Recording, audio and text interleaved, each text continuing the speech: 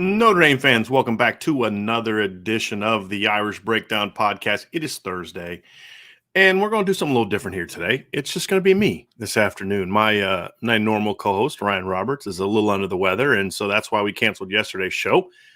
But I didn't want to cancel today's show. I wanted to talk. I wanted to talk today, and so we're going to talk instead of kind of doing a position breakdown. We're going to wait till Ryan gets back next week to have those conversations, but I wanted to talk about the transfer portal and Notre Dame's in the transfer portal because I did an article yesterday at Irish Breakdown on it's called Midweek Musings, which I do most Wednesdays, and during the off season, it's going to eventually turn into every Wednesday.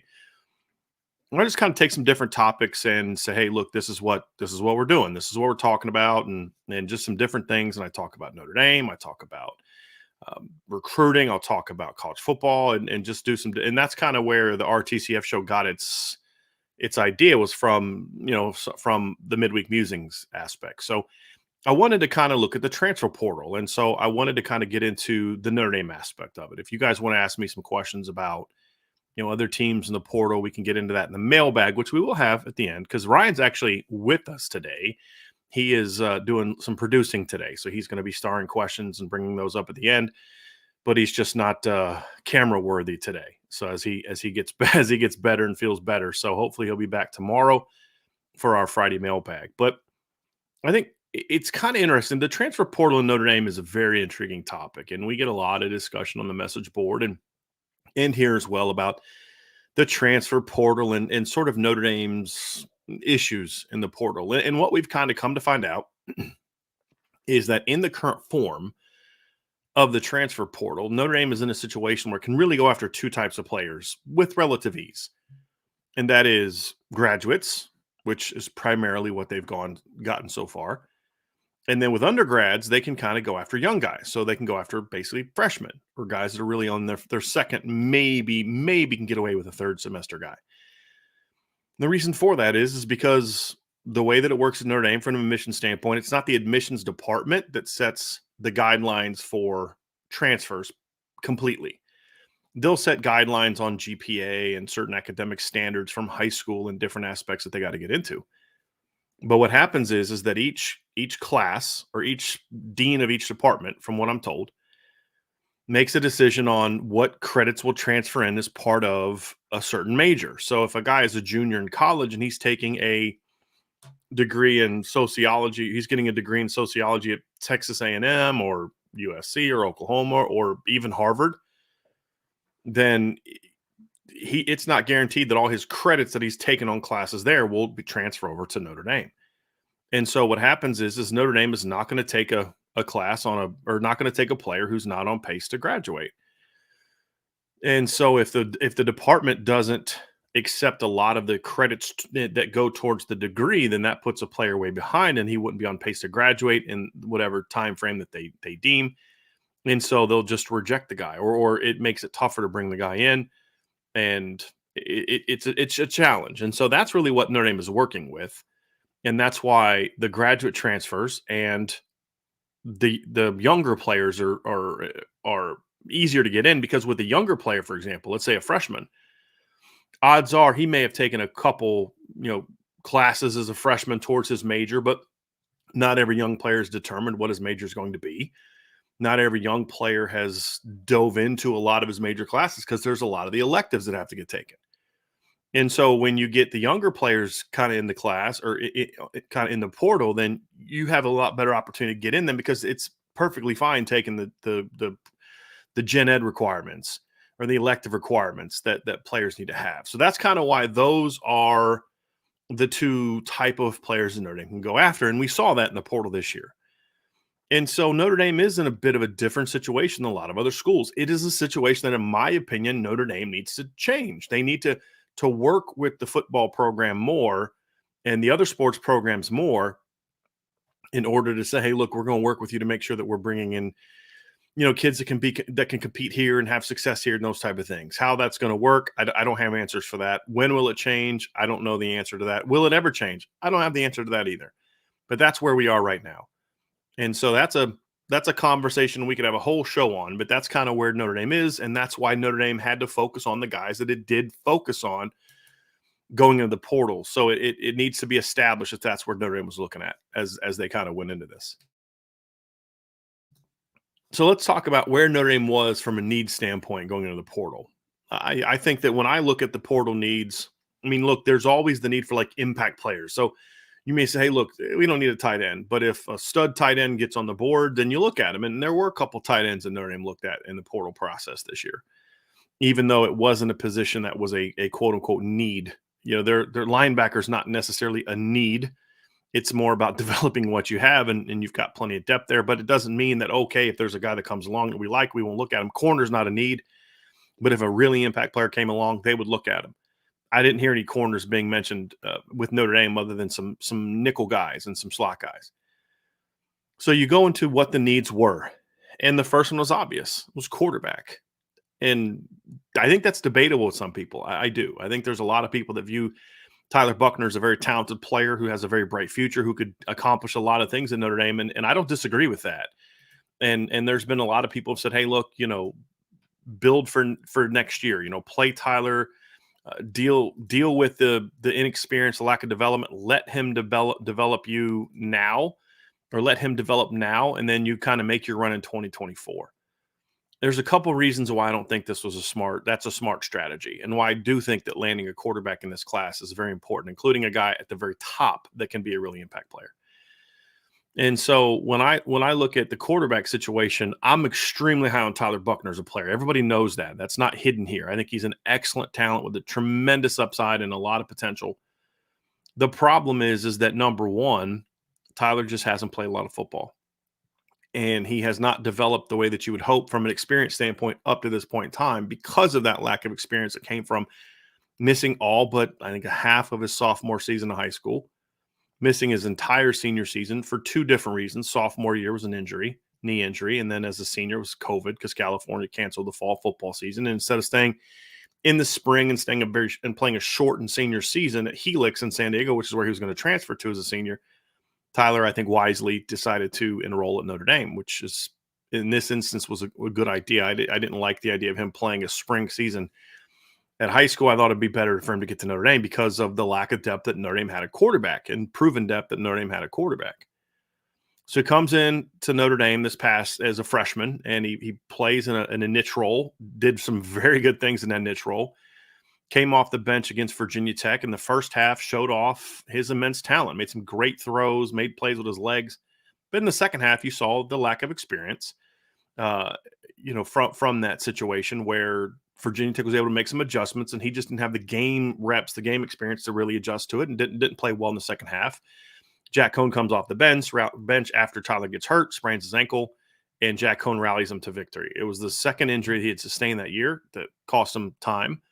And, of course, the first was a hamstring injury that he suffered against Purdue, which cost him the opportunity to play in the Wisconsin game.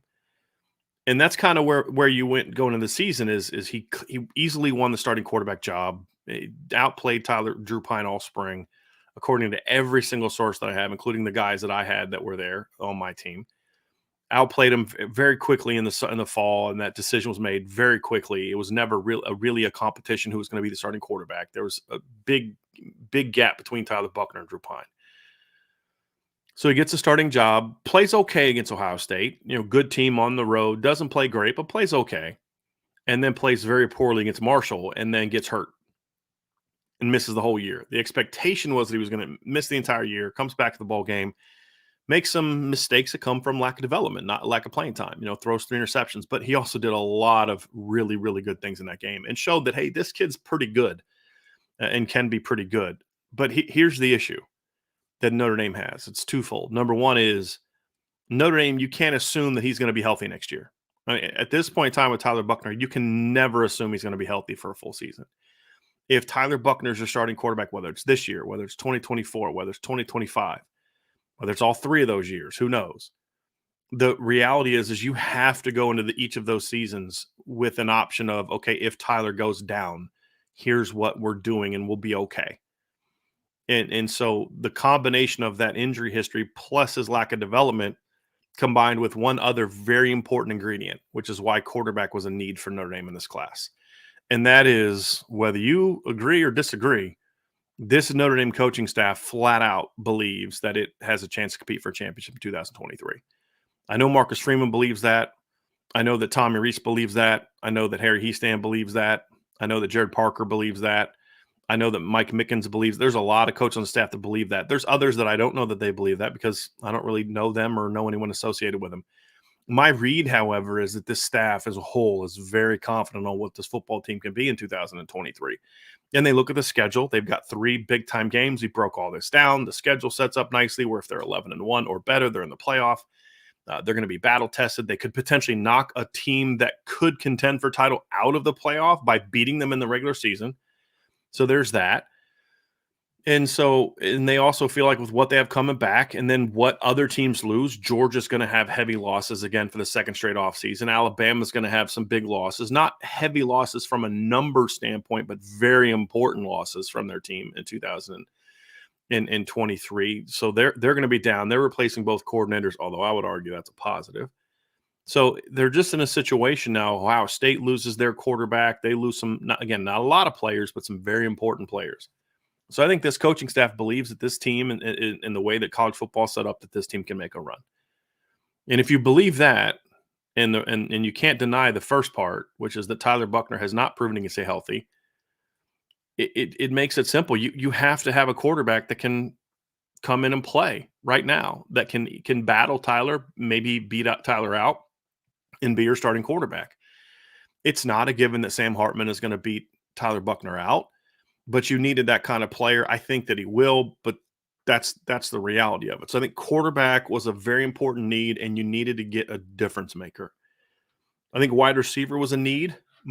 Of course, if you can get an elite player, great, but you needed depth for sure and experience. They got that in Caleb Smith. I think the D-line, in my opinion, needed 2 players. I think they needed an edge player, and I think they needed an interior player. I think the edge player, I preferred a big end over a Viper. I just think I like the Viper position right now. I think they needed a player that could play nickel, and I think they needed a safety. So those were the needs coming in, and that is going to kind of factor into what my grade is. And so when I evaluate the transfer class, begins with number 1, did you address your needs? That's going to impact the class. Did you land impact players at the impact positions? Did you meet the other needs that you had? Experience, length, someone that can be versatile, a couple different things there that they were looking for. And then there's obviously the talent of the class, the talent of the players that you landed. And so 2 other needs that Notre Dame had is place kicker and punter. And I know that might be not important to some people, but I think when you watch the postseason this year in the NFL and college football, place kicking was pretty important in the postseason this year. So I think it was very much an important part of what this staff was looking for and needed in this portal class as well. So let's move on to my grade, and then I'll explain why I came to where I came to. So the grade I gave, I was back and forth between a B+ and an A-. I went with A- because of the quarterback, to be completely honest with you. The quarterback, the experience of what they landed. I think there's a floor of what they landed, of the players can play at this floor. I think it's a very important floor. If you look at the players they landed, so Notre Dame landed Sam Hartman at quarterback, and we'll get to end each one. They landed with Sam Hartman at quarterback. They landed Caleb Smith at wide receiver. They landed Javonte Jean-Baptiste at defensive end. They landed Thomas Harper on the at nickel, and then of course landed Spencer Schrader at the place kicker and Ben Krim at punter. So when I go through this group, I look at first and foremost, it's the quarterback position. And the reality is Notre Dame needed a veteran player that could come in and run this offense at a high level. And there's never a guarantee unless a guy kind of play. Like, there was a level of guarantee. You knew what to expect from Caleb Williams when he went from Oklahoma to USC. Why? Because he had players from Oklahoma coming with him, but more importantly, he followed the coach there. So you had seen him in that system with every other kid that was in the portal, whether it was Sam Hartman, whether it was Devin Leary, Brennan Armstrong, Spencer Sanders, and we can go down the list of the various quarterbacks on the board. They're all going to a system that they haven't run before. There may be some similarities and some crossover, things like that, but they're all learning a new offense. So there's no guarantees. But when you look at Sam Hartman, and I'm actually been breaking down a lot of Sam Hartman film last couple days, going through some of the all 22 videos I have, trying to put together sort of a cut up that I'm going to do, like sort of a film breakdown that I'm going to do for the message board. And you see it. You're like, you see the traits, you see the attributes, you see a guy that's intelligent, you see a guy um, that has experience, you see a guy that can do some of the simple things well, a guy that can attack down the field, that will has made throws against Power 5 teams that we just haven't seen Notre Dame quarterbacks attempt in recent years. It's been a while since Notre Dame's had a guy that can make some of those throws. You also see a guy that's got some parts of his game that have to continue to get improved upon, and that's partly why he's coming to Notre Dame, is because he thinks Notre Dame can help him improve in those areas. But you see a guy that's thrown for 110 passes and 12,960, I think 67, something like that, yards in his career. And so there's a floor there, right? And with Sam Hartman, I don't quite know what the ceiling is. Is he a guy that's going to come in and run around and make plays with his legs and be the next Caleb Williams? No, that's not what Notre Dame's getting. But that's not necessarily what they're looking for. They're looking for because that guy, there's no Caleb Williams in the portal this year. What they were looking for is someone who can come in and move, like run the offense, move the chains, make some big plays down the field with his arm, be a leader. And that's what they got. This is a guy from Sam Hartman. And look, do I think he's the biggest portal pickup in the offseason? I mean, there's better players that went to other schools. There's definitely guys that are going to be drafted higher than went to other schools. But I think, and I've seen a lot of people say that he's the top or one or two guys in the portal this year. I think when you put positional value in there, then sure, we can have that conversation. If we're just talking about draft talent, I mean, that's a different conversation. He's not in that standard, because if he was that type of first round NFL draft pick, he'd be going pro right now. But he's a guy that can run this offense at an extremely high level if he can figure it out. And we'll find out if he can become that guy. So I think that was a big pickup. That's going to be a big part of my grade. They also got Caleb Smith on offense. So landing Caleb Smith from Virginia Tech, who was a steady player last year. Honestly, I didn't know a lot about him coming into the season. He's not a guy that played a lot of football. Well, I guess I shouldn't say that. He played a decent amount of football, but he's not a guy that put up great production in the past. In 2021, he had 20 catches for 260 yards, 2 touchdowns. He had 8 catches for 88 yards in 2020. He played 11 games in 2019, had 9 catches for 121 yards. So he's played a lot of football. He's never been the guy really until this year. This past season in 11 games, if you remember correctly, Virginia Tech obviously didn't make a bowl game, but their season was cut short because of the tragic shooting that happened at University of Virginia, which caused Virginia to cancel their remainder of their season. And of course, one of their games was against Virginia Tech. So they only played 11 games this year. But he caught 37 passes for 674 yards, which is not blow you away numbers. But if you look at it, I mean, that's over a quarter of their total yards. Virginia Tech really struggled to throw the football this year, and they only passed for 2,236 yards this year, which is, makes Caleb Smith's production 30% of their yards this year. So he's a guy that obviously had a big chunk to do with what they are this year, and he's a guy that showed the ability to kind of make some big plays down. I'll give you an example of that number. I just did this math.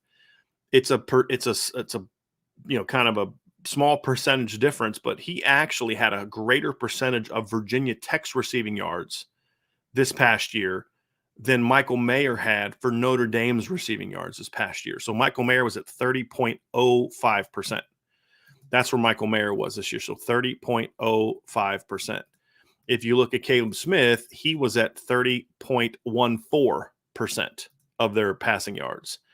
So again, he was as big of a part of the passing offense at Virginia Tech from a number standpoint as Michael Mayer was at Notre Dame. And I think that tells you a little bit about how important he was. The volume was just tamped down because they didn't throw the ball a whole lot. But he had some good moments this year. He was an all ACC player this past year, honorable mention, all ACC player. Went for 9 catches for 152 yards on the road against Pittsburgh. Had 3 catches for 141 yards on the road against NC State. NC State had a pretty quality pass defense this season. So he had some good moments, 5 catches for 70 yards against West Virginia. I did in my midweek musings yesterday. If you didn't see it, check it out. I enjoyed writing it. I thought it was fun to do. But if you look at, there's a clip in there of his catch versus West Virginia. It was a long touchdown pass, like 30-something yard touchdown pass. And it just was a great flip his hips, back shoulder catch, great concentration, did a really, really nice job on that particular play. And so I think when I look at it, I see a situation where you're bringing in a kid that can do a few things for you. He's a guy that, to me, um, brings size. He's 6'2", 220. He brings a lot of experience. He's played a lot of football at Virginia Tech. You have a guy that's got a level of production. I believe he's over 1,000 yards for his career at Virginia Tech. And you have a guy that brings some versatility. Ryan and I have talked about this in the past, but he's a guy that could play some of the boundary at W. It would not completely shock me if Deion Colsey doesn't really take a big step up this offseason. It wouldn't shock me if Caleb Smith is your starting boundary. It wouldn't shock me if he's playing some in the slot along with Jaden Thomas. And it wouldn't shock me if he's playing some at X. And I think an ideal situation is that he is kind of coming off the bench to me, just, because what that means is the more physically talented players have stepped up and, have seized hold of jobs. But I would expect him to kind of start spring in position to be a starter. And then you just kind of see how it goes. So, I think it's one of those situations where landing him really helps solidify the position. He gives you protection. And protection from what? What if Lorenzo Styles leaves? Or what if Lorenzo Styles doesn't take a jump? What if there's an injury? What if, somebody doesn't pan out? Let's say Deion Colsey gets injured again, or he doesn't pan out, or Tobias doesn't pan out, or he gets injured, or the freshman class isn't ready to play. The reality is, by landing him, you're now in a situation where Matt Salerno doesn't have to be anything better than your 6th receiver without even looking at the freshman class. You've got a situation where you've got Caleb Smith, Lorenzo Styles, Deion Colsey, Tobias Merriweather, of course, Jaden Thomas, and now Salerno. So you have 6 receivers. So 2 things are now facts because of Caleb Smith being in here. Number one, you don't have to play Matt Salerno. Number one, you don't have to start the same guys you did last year. They have to actually now beat Caleb Smith out. And if they do, that means they had a really good jump in production. They just would have had to have beat out an all-conference performer from the ACC, which is like a third of their schedules against the ACC. And so I think that gives them protection. I think the other thing, too, is it helps protect against injury. And it now means that the freshman class does not have to play in 2023.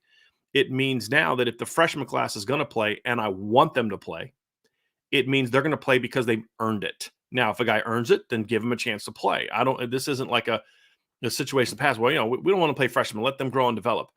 I want them to play. I think there's going to be at least one guy good enough to play right now.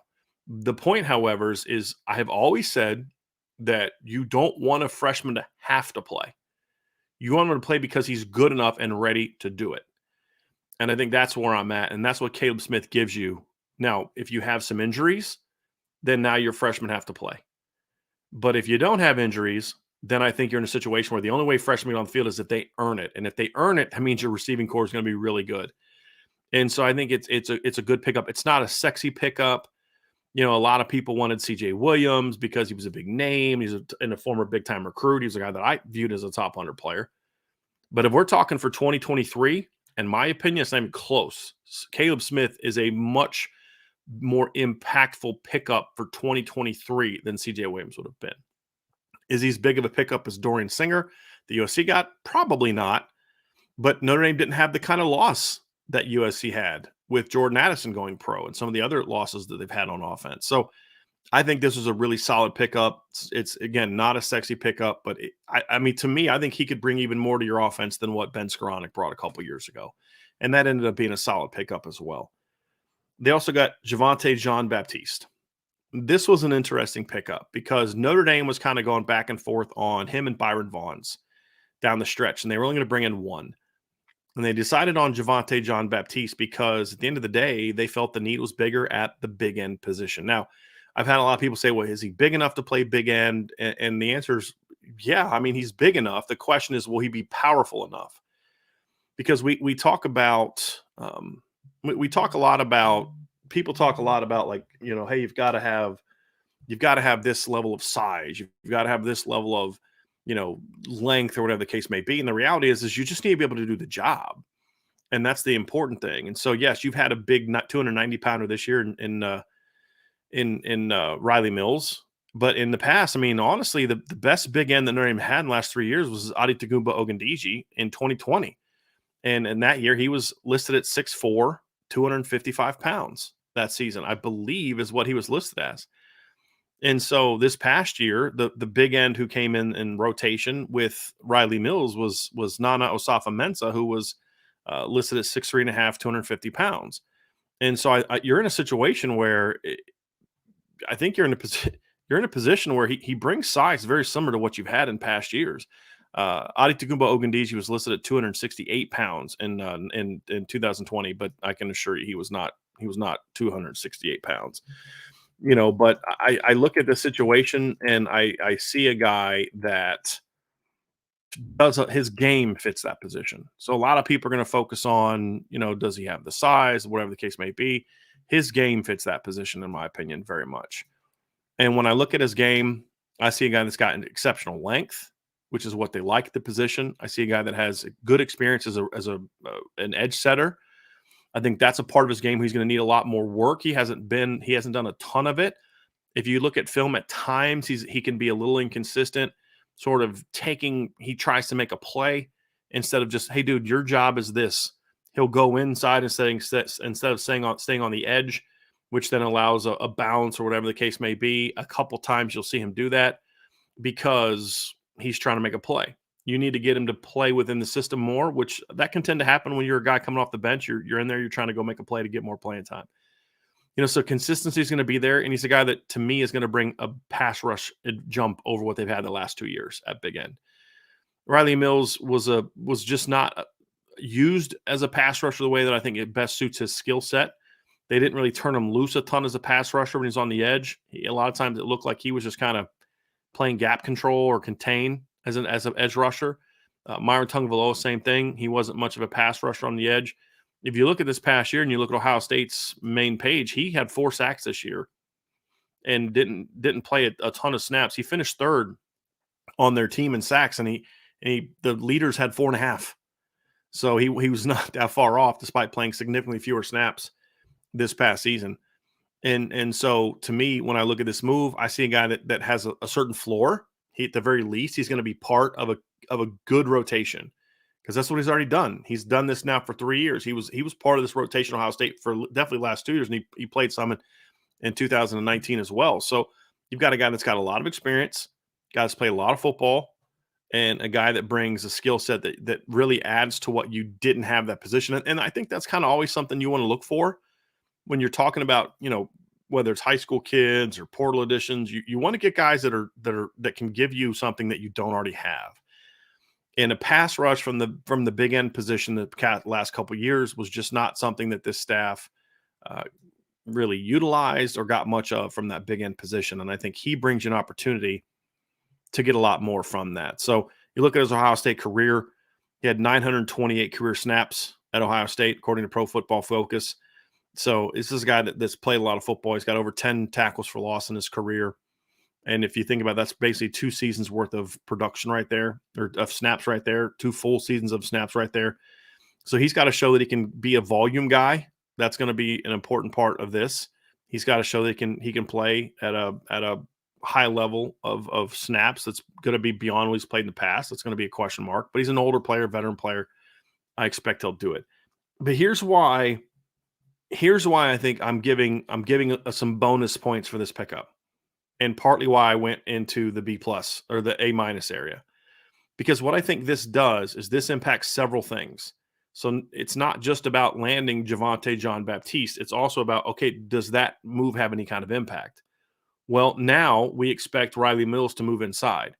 So far in his career, I think Riley Mills has been more productive in a lot of different times as a big end. But I think later in the year, when they moved him inside, you started to see him flash more. I think he's older. I think he's stronger. I think he kind of understands a little bit better how to win on the inside. And I thought he played pretty well in the bowl game in there. And so to me, now that you have Javante Jean-Baptiste along with Nana, along with Alexander Aaronsberger, you now feel comfortable about your big end depth chart. So you can now move Riley Mills inside. Because if you can't move Riley Mills inside, we're having major question marks about the interior of the defensive line. So even though they didn't pick up a interior defensive lineman, I think what has happened now is with Javante Jean-Baptiste coming in, you're almost kind of getting a new defensive tackle because now you can make Riley Mills a full-time interior guy, which I think addresses that need.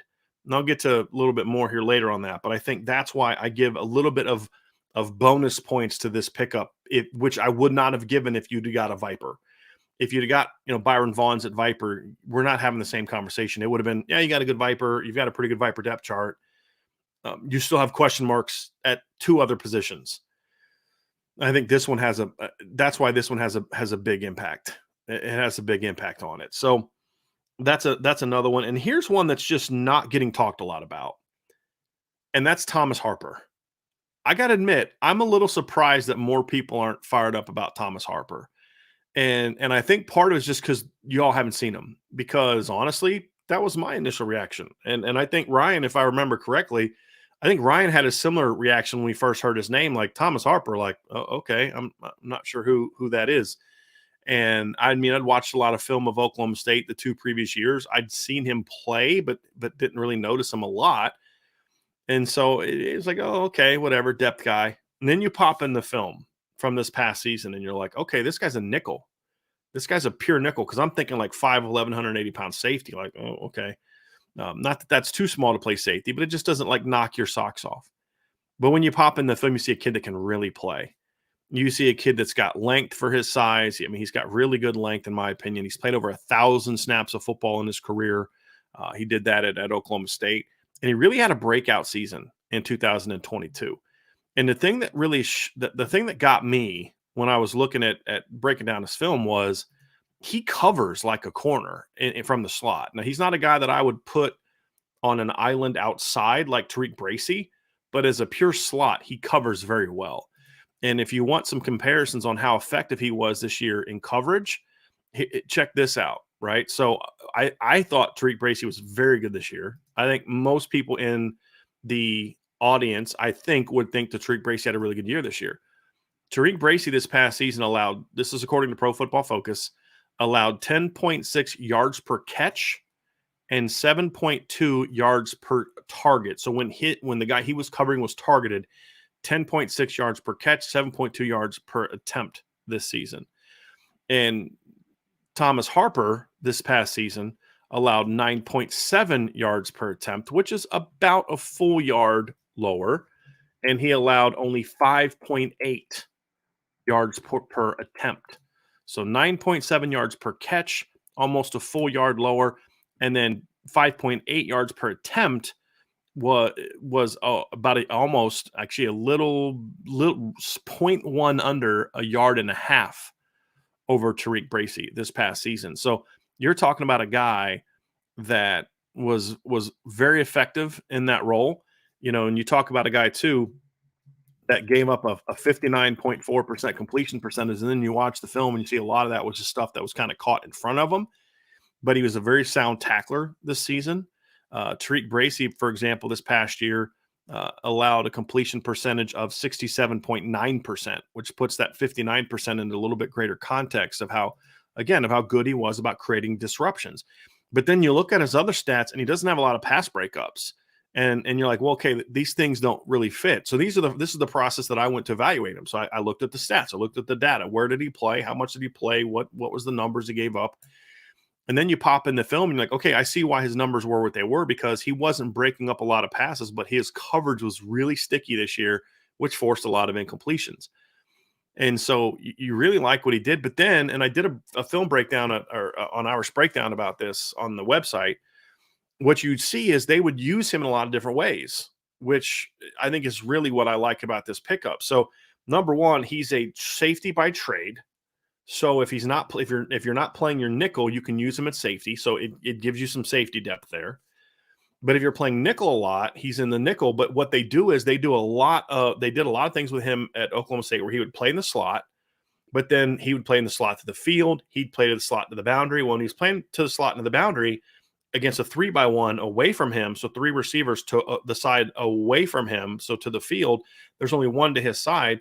He'd almost play off like he's a boundary safety. There were times he did play safety. There were times where they would bump a linebacker out. He would drop back and he'd play cover 2 off the hash. He'd play cover 4 off the hash or on the hash.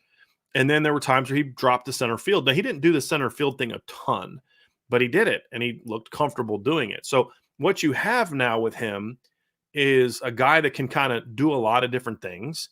But more importantly, you can do a lot of different things with him that you couldn't do when Tariq Bracy was in the game last year, because Tariq was very good at what he did, but Tariq was just a corner. That's what he was. When he was in the game in the nickel, he was just going to play slot corner. This is a kid that you can roll things down. You can roll if they motion away from you. You don't have to have him chasing. You can just roll Xavier Watts down or Ramon Henderson down, roll him back, move another guy over. So I think it gives you a lot more versatility of how you can use him in a lot of different ways. And so that's something that I really liked about this pickup. And I got to tell you, the film was much better than I expected. Much better than I expected. He's not going to come in here and be like a Denzel Ward, right? It's not what he's going to be. I'm not saying that. But it's a really good film. And he was in a league that has a lot of speed at receiver, and he held his own. And if you go watch the TCU game, that game where TCU had the major comeback, if you look, he got hurt in that game in the third quarter. Go look at TCU's pass game production in the fourth quarter and overtime when this kid went out. And a lot of it was they started attacking over the middle of the field, and the moves that they had to make to overcome his loss, TCU exploited and went after him. And they were not quite the same defense after he went out, because he was not that he was an elite player, but he was so important in what they did. So I thought that was a really good pickup. They got Spencer Schrader, the kicker from South Florida. Kid's got a lot of experience. He's made the last 2 years, I've got the numbers right here, he has made 77.4% of his field goals the last 3 seasons, and he's been 80% the last 2. He was 20 of 25 the last 2 seasons in field goal attempts. So he brings a steady leg. He's played in some big environments, had some success this past year. I mean, kicked in Florida this past year. At the University of Florida, I should say. They played in the Swamp this past year, and he kicked well in that game. So he's a guy that again, has experience. I'm just trying to find that his numbers in that game. So, but he's also a guy that's handled kickoffs. Now, right now you have Zach Yoakum coming back, and I thought Zach Yoakum did a pretty good job this year as your kickoff guy. But this is a job that Spencer Schrader could also do if, let's say, Zach doesn't do a good job or gets hurt or something like that. You now have another guy that can handle that job pretty effectively. He was much better this year at putting the ball in the end zone than he had in past years. Now, that's just statistically. That could be a change in philosophy where they didn't ask him to do that in the past. But certainly that helps them this year. Just for context purposes, as I said, he's been 80% the last 2 years. Notre Dame's kickers have been around 74%. 74 to 75% the last 2 years. So, and in 2020, Jonathan Dorr was at 65%. Notre Dame has not had an 80% kicker since Dorr in 2019. And then, of course, Justin Yoon before that was around 80% his last 2 years. So 80% over the course of 2 years is pretty good. It's a pretty good deal. And so he gives you a lot of that. And I think you feel comfortable with where he's at. Now, of course, here's the deal. Blake Rupe was at 80% the year before as well. And the reality is that this is a completely different stage than what he was kicking at South Florida, with the exception of one game. So there's going to be that. He's going to have to prove that he can kick at that level and kick in those moments. But I thought he was pretty good last year. And he has kicked in some big environments. As I said, he's kicked against Florida the last 2 years. He's gone 4 or 5 in those games. I think the kick he had this year that he missed, I believe, was blocked. I could be wrong. I think that was a kick at the end of the game. At the end of the game that they had where South Florida was lining up to kick the game winner. I believe it got blocked, if I remember correctly. So he brings a solid job. And then punter-wise, they went in the portal and got Ben Krim. Now, a little bit about Ben Krim is he's got a family legacy from Notre Dame. He's a kid actually from the Columbus area. He's from Ohio. And he's had multiple members of his family that played at Notre Dame, and including I think an uncle who was a third-round draft pick back in the day. So there's some family legacy there, and he's a kid that was a first-team All Ivy League punter this past year. Obviously, it worked out well last year when they went to the Ivy League and got the 2021. Well, actually, yeah, 2021 first-team All Ivy League punter was John Sott. Notre Dame brought him in, and he did a great job for Notre Dame this year. I thought John Sott was a very underrated, important part of the special team success this past year. And then, of course, Ben Krim comes in. He actually had a higher, I believe he had a higher yards per punt average as a senior at Penn. Actually, yeah, as a senior at Penn this year than John Sott had in his last year at Harvard. I think John Sott was under 40 as a senior, but John Sott's career average was a little bit better. Their numbers inside the 20, I believe, is very similar.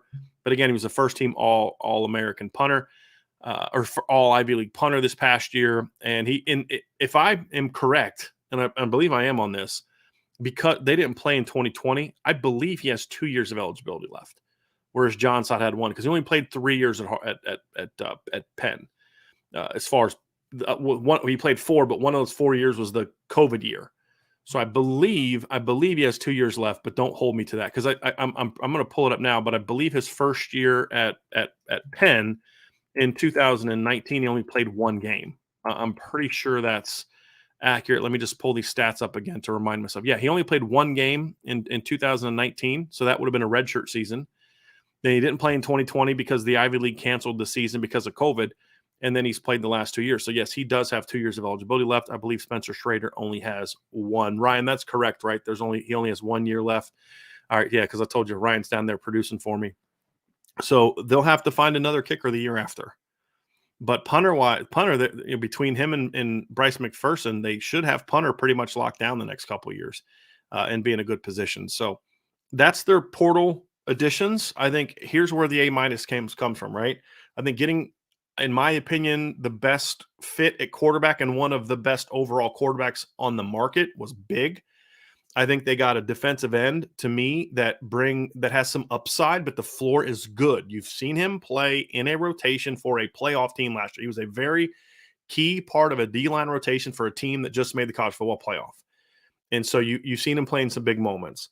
He was third on the team in sacks. You see Thomas Harper getting him in was a big pickup because you now kind of hit on two positions a little bit. I think primarily, though, I look at him more as just as a nickel. He could help at safety, but he can't help at safety if you're playing nickel the whole game. So you have to be careful trying to do the whole he hit two positions in one because he can't play two positions at once. He can only play one position. And so in the base defense, he can play safety. It's one position. You don't have a nickel. But when they're in their nickel defense, which is where I think his game is best suited, he can only play one position, but he does give you some flexibility on how you can play within that look. And so I think that helped. I think getting Baptiste and being able to move Riley Mills factored in. Like I said, some brownie points. And I really like the pickup of Caleb Smith. It's not a game changer. It's not picking up Jordan Addison. It's not picking up that kind of guy. I'm not saying he's going to be that. But he brings you a lot of what Ben Skoranek brought to the table, except he can be more of a vertical threat than Ben Skoranek was. Experience. He was a captain at Virginia Tech. He's played a lot of football. He's never been a big time volume producer, but he's definitely been a guy that can make big plays down the field.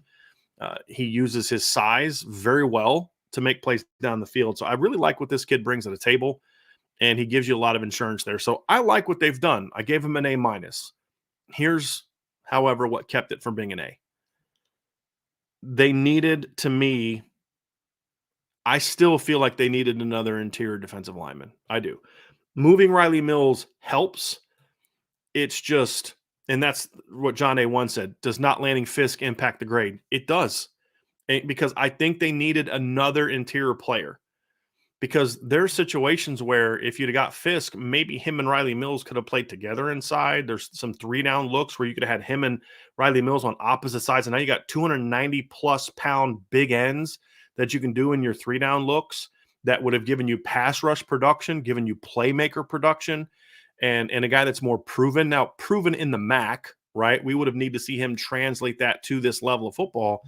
But you see the film and you're like, this kid can play. I mean, one of the best games he had last year at Western Michigan was against Michigan State in a game where he's having to play defensive end and starts the game all, I think, like the first third down of the game, just comes through on the edge and reads a jet sweep and blows it up for a tackle for loss.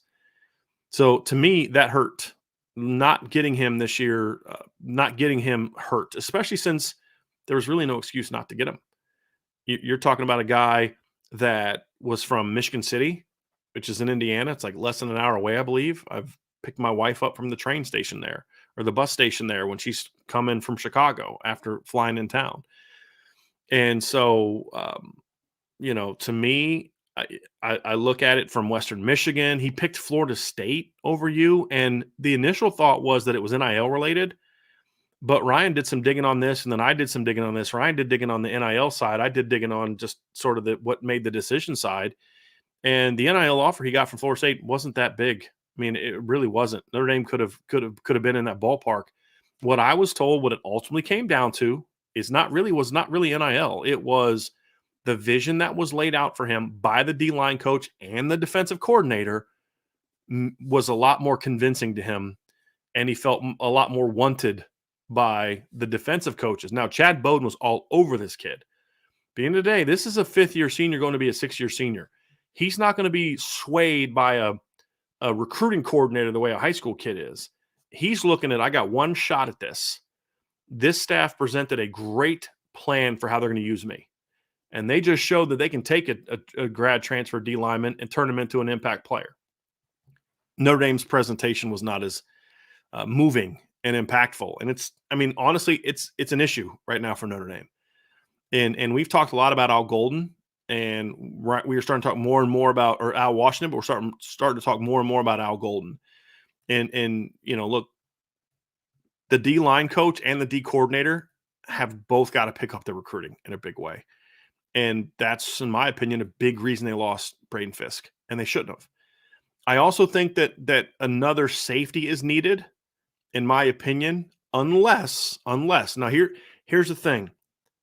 I have not looked at I have not negatively graded this haul because of the not getting a safety yet. Here's why. I wrote an article, I believe earlier this week, where I talked about how Clarence Lewis could really be a key to solidifying the secondary. And what I mean by that is, if some of the younger corners step up, if Jaden Mickey has a good offseason, if a guy to keep an eye on is Chance Tucker. If Chance Tucker can have a good offseason along with Jaden Mickey, all of a sudden you've got Benjamin Morrison, you've got Cam Hart, you've got Jaden Mickey, you've got Chance Tucker, and then hopefully Ryan Barnes steps up, right? If those guys step up, and now you have Thomas Harper in the nickel. Here's another reason Thomas Harper helps you that I didn't mention earlier, and I should have. By having Thomas Harper in the slot, you don't need Clarence Lewis there, because if they don't land Thomas Harper, the starting nickel for Notre Dame next year is Clarence Lewis. And he did okay there this year. And he would have been better as a nickel than as a outside corner in this defense. But I still believe, and Ryan and I have talked about this, I know he agrees with me on this. I absolutely believe that Clarence Lewis can be a starting safety at Notre Dame and be a good one. I think, and the reason I asked Ryan this question, because he follows the draft more than me, but just watching college football players and knowing that guy was a pro, I look at Clarence Lewis and I say, that guy can play in the National Football League as a safety. Maybe not as a starter, but that guy he is a draftable player, in my opinion, as a safety. Because when he can keep things in front of him, he's really good. He can run relatively well at that position. His speed becomes more of a plus factor for you than it does as a corner. But really, it's not so much speed that's his problem. We've seen him make some plays running across the field where he can really run. He had a great interception against Navy this year where he showed a lot of speed. He came from backside and came all the way over and picked that pass off. His problem is he's just not great at flipping his hips. And he doesn't have the kind of speed that the time he loses flipping his hips, because he doesn't have super fluid hips. So he's a little slow, a little stiff when he flips his hips as a corner. And he doesn't have the kind of speed to overcome that, or the length to overcome that. Well, as a safety, he's not doing that in the same way.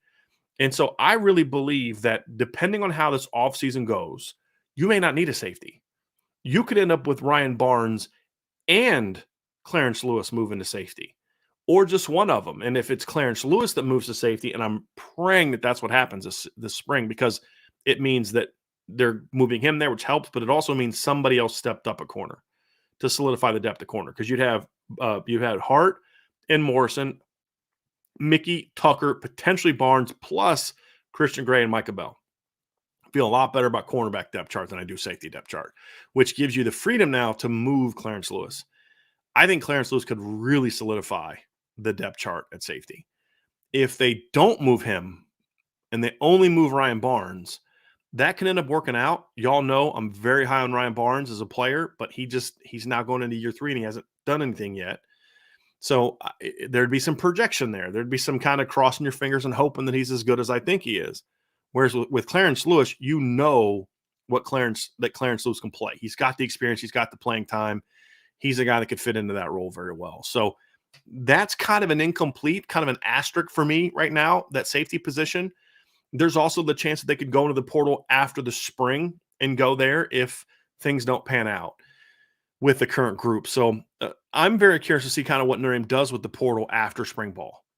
I think that guard is going to be a position that I'm going to keep my eye on this spring. I'm actually working on an article on it now, about halfway through with it. I'll probably publish it about an hour to an hour and a half after this podcast is over, where you talk about like what happens this spring at guard.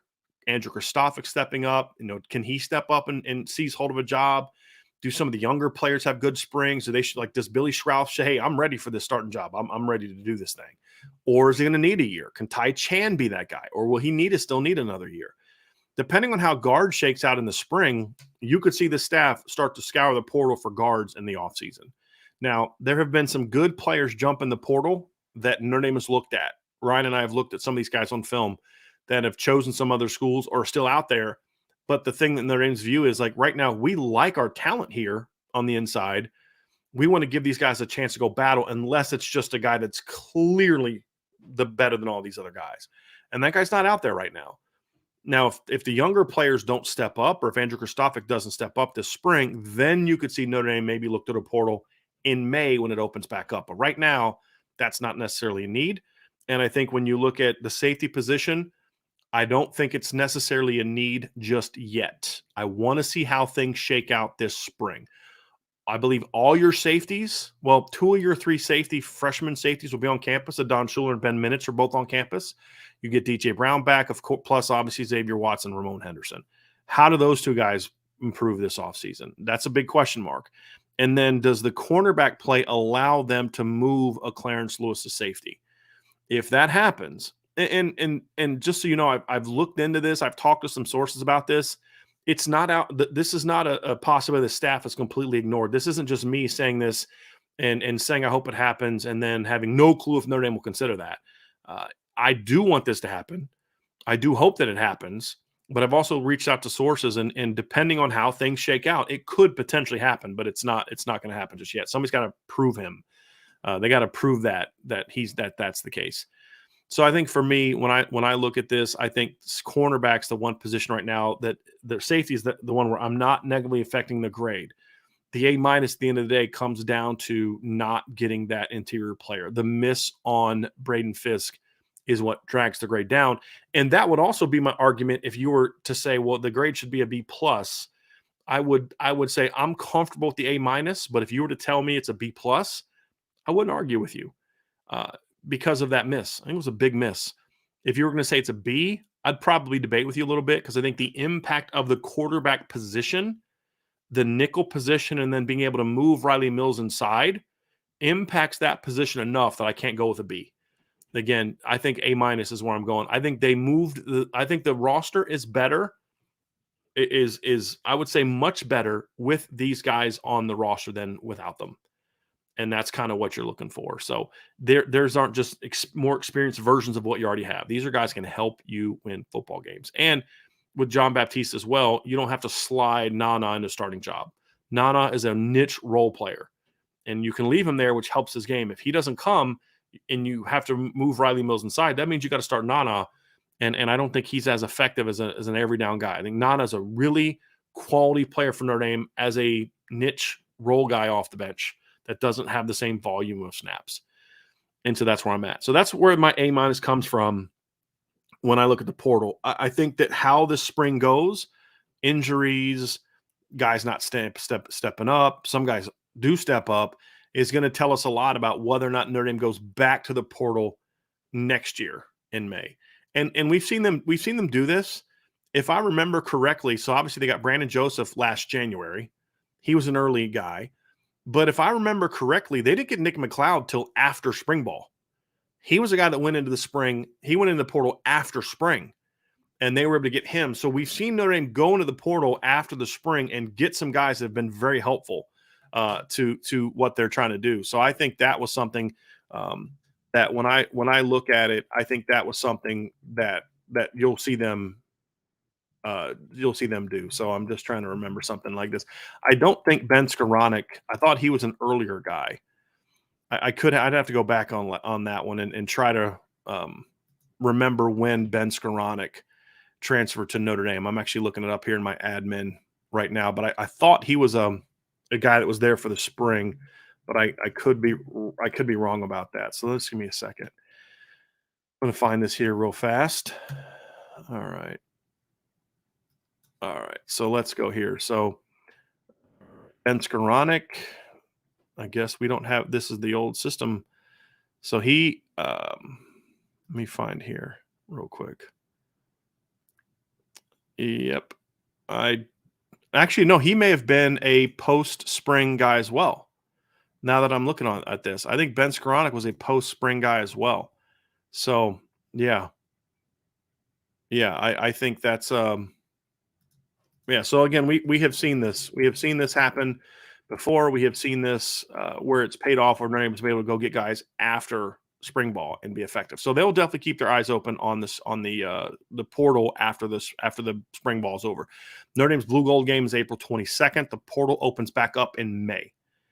So we will see how kind of that plays out. So that's going to do it for this portion of the show. We're going to be bringing up some questions here in the mailbag first. But before we do, folks, hit that like button, hit that subscribe button, hit the notification bell, share this podcast. We'd greatly appreciate that. If you're listening via podcast platform, give us a 5-star review. We'd also appreciate that very much. And sign up for the message boards at boards.irishbreakdown.com. If you check out our YouTube channel, if you just look at the description bar below, you will see a link to our newsletter on there, our daily newsletter. We have ramped that back up. Thank you. My wife knows my throat's about to die, so she brought me down some tea. If you sign up for that, we've kind of relaunched that. We're sending that out on almost a daily basis now, where we send our top content from the day before. So you'll definitely want to check that out as well. And you can find that in the description bar below if you're listening on the YouTube channel. Also, folks, please sign up for the CFP Nation podcast. You can get all the Lucky Lefty shows there. You can get our CFP All-America show, our State of Recruiting. We're going to have Ryan's going to launch. It was going to be this week, but we're going to have to postpone that because of his current health situation, which he's fine. He'll be okay. But we're going to have to relaunch that next Thursday. We haven't set up a time yet, but it's going to be sometime in the evening. Whether it's going to be in that 6 o'clock slot that's currently open or maybe an 8 o'clock slot, we'll let you know. We've got to work some of those things out. Ryan's going to start an NFL draft, a weekly NFL draft show on CFP Nation, which we're very excited about.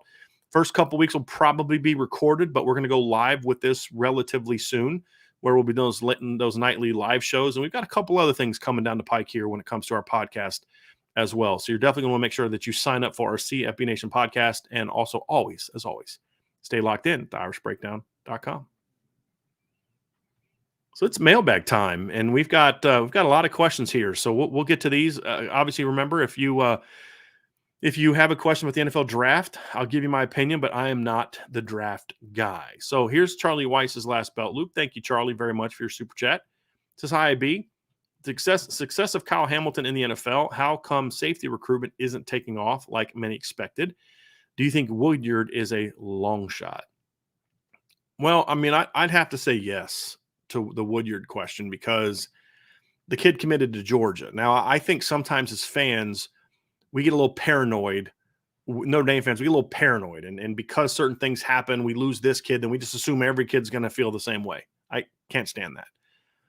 But, for example, every time Georgia offers a kid, we're going to lose them. And I remember we had to answer questions about a Don Schuler announced he got offered from Alabama, Georgia, and Ohio State. And so sometimes when those schools step in, when Micah Bell got offered by Georgia, where his brother plays late in the recruiting process, people kind of panic there as well. Just because Georgia offers a committed kid doesn't mean that kid's going to go there. And in most instances, they haven't. However, that's a whole different animal hanging on to one of your kids than it is to flip a kid from Georgia. And right now, Peyton Woodyard is committed to Georgia. The last time Notre Dame kind of landed a guy that was previously committed to Georgia was J.D. Bertrand, because Georgia basically dropped him. And so, I mean, as long as Georgia still wants Peyton Woodyard, I don't see Notre Dame flipping him. Are they trying? Yeah, they're trying. They went by a school this week, but I just don't see it as of right now.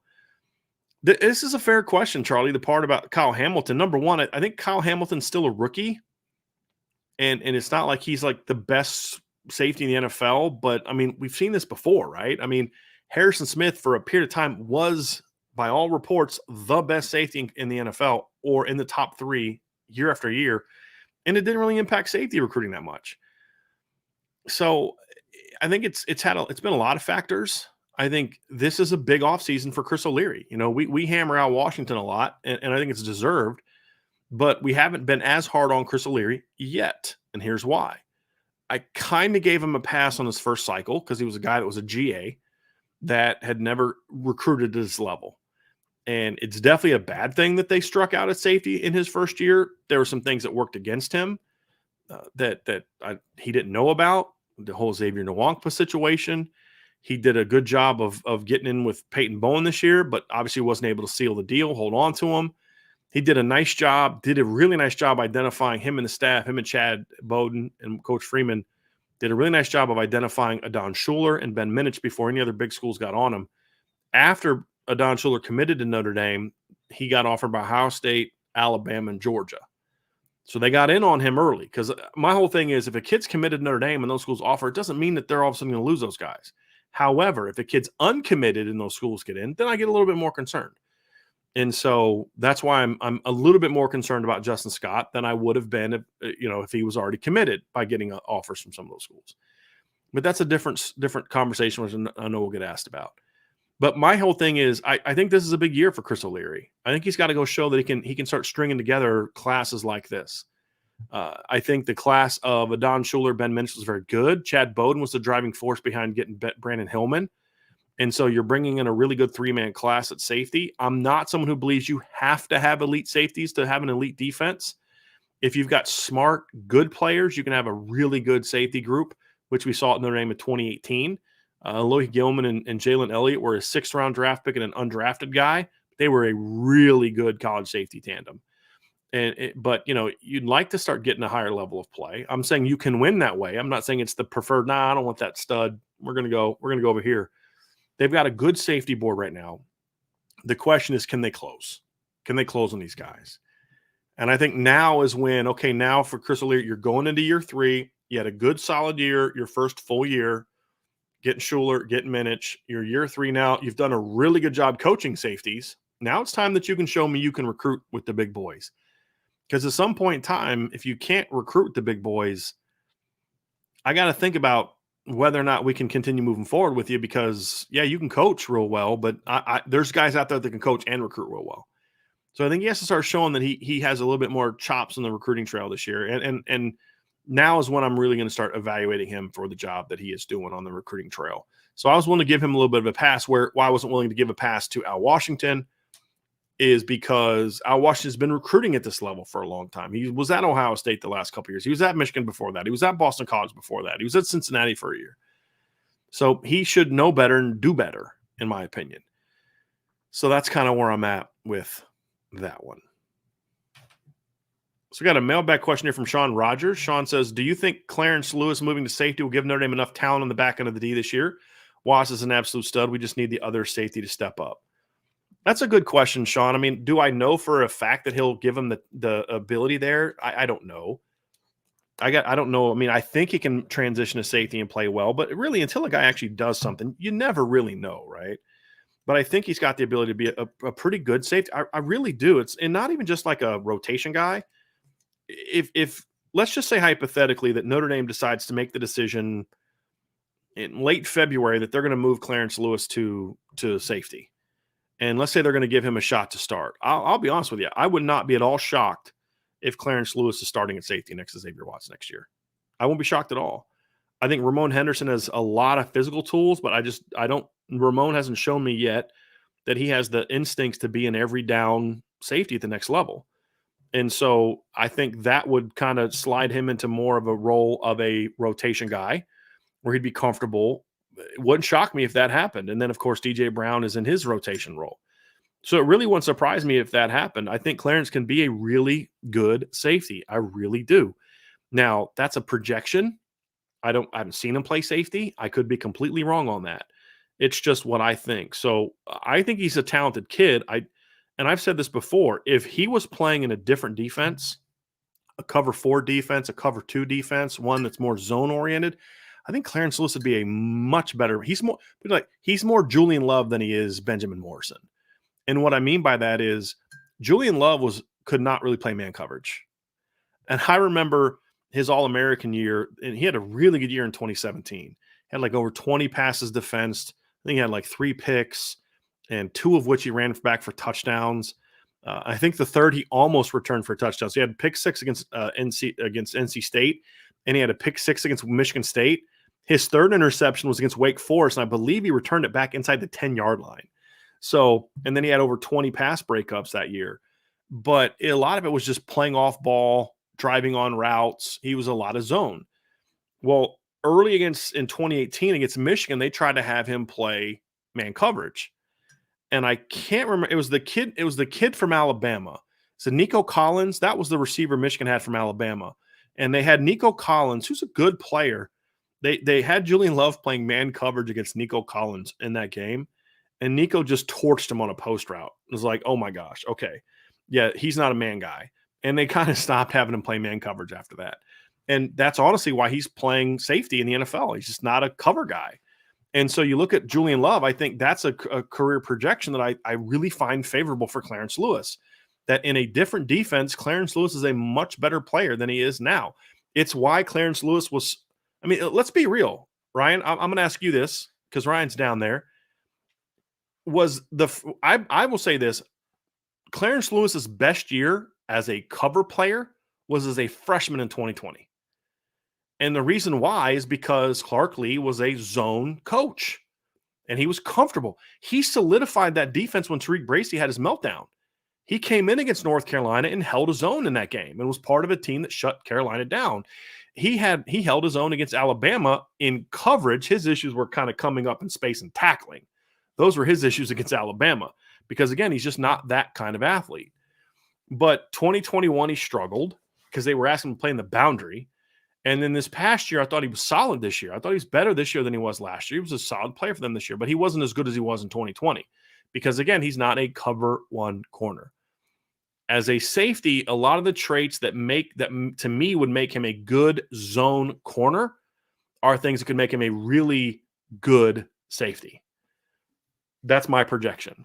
So if he moves to safety, I'll say this. Give me the 4-man group of Clarence Lewis, Xavier Watts, now in his second full year as a safety, Ramon Henderson as a senior, and DJ Brown over what they had last year, including Brandon Joseph. Just because Ramon was still developing as a player. Ramon and Xavier were just in their full years of playing safety. And even Xavier, you could say, technically wasn't even in a full year because they were having him take reps away and playing him at receiver early in the year. So over Brandon Joseph, Ramon, Xavier Watts, and DJ Brown and Houston Griffith, I'll take that group over this group. Plus, you had the freshmen. I'll say this. They'll be better at safety next year if Clarence moves there than they were this year. No question, in my opinion. But I just don't know if that's going to happen. So, and then with Xavier Watts being an absolute stud, I think he can be, but he's not there yet. He still has a lot to prove. I think Xavier Watts has a chance to be a really good player. And Sean, I think he can be a stud. But even in the South Carolina and USC games where I thought Xavier did a lot of good things, you saw that he still occasionally takes bad angles to the ball in coverage. He still doesn't quite have the read on playing the ball in the air as a safety compared to receiver. That'll come. I'm confident that'll come. But he's got to show that. But he played good football down the stretch. There's no doubt about it. He was very good against BC. He was very good against USC. He was very good in South Carolina. He just has some clean some things up before I'm ready to call him a stud.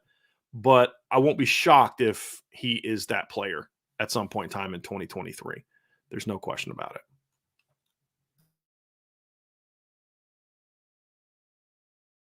it.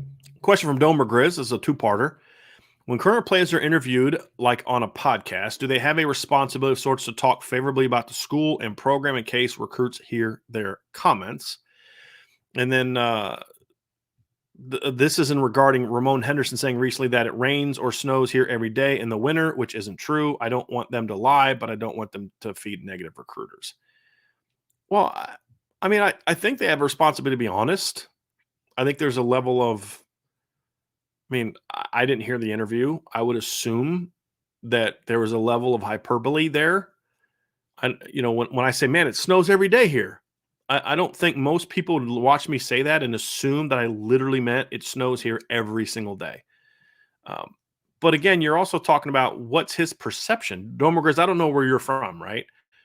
But, Ryan's from Jersey. I grew up in Ohio, moved to Virginia. I'm just going to tell you right now, when I moved back to Ohio and I moved back to the Midwest, it seemed a lot more, how do I say this? It just seemed a lot more gloomy during the winter than it did when I was growing up, because as growing up, I was used to it. I was used to the winters. I was used to, putting the boots on and having to walk through a foot of snow to get to the school bus after an hour delay when I was a kid, right? It's what I was used to. But then I moved to Virginia Beach and I played football in my career, my high school career or college career in North Carolina and Maryland.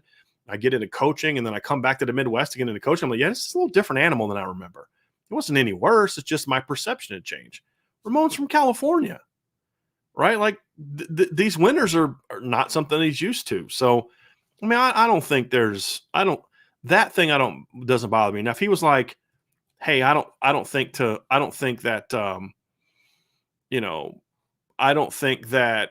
it's a situation where he said, I wish I wouldn't have come here because of how the weather. I don't think I would doubt he said anything like that. That would be really inappropriate. But I don't think kids have a responsibility to talk favorably about the school and program per se. You'd want them to focus on the good things. But if a kid's going to talk about the weather, I have no problem with that. I would hope that it's like, but it's worth it because of this, maybe say that. But, I don't have a problem with that. I really don't. I really don't. Coach Koch says, how do you feel about the Princeton linebacker who just transferred? Bodes well that guys are willing to walk on as a grad transfer just to play at Notre Dame. And this is a nice pickup. It's a real nice pickup. Keep in mind, though, you're not really bringing him in here to play linebacker, though. You're bringing him in here to be a special teams guy.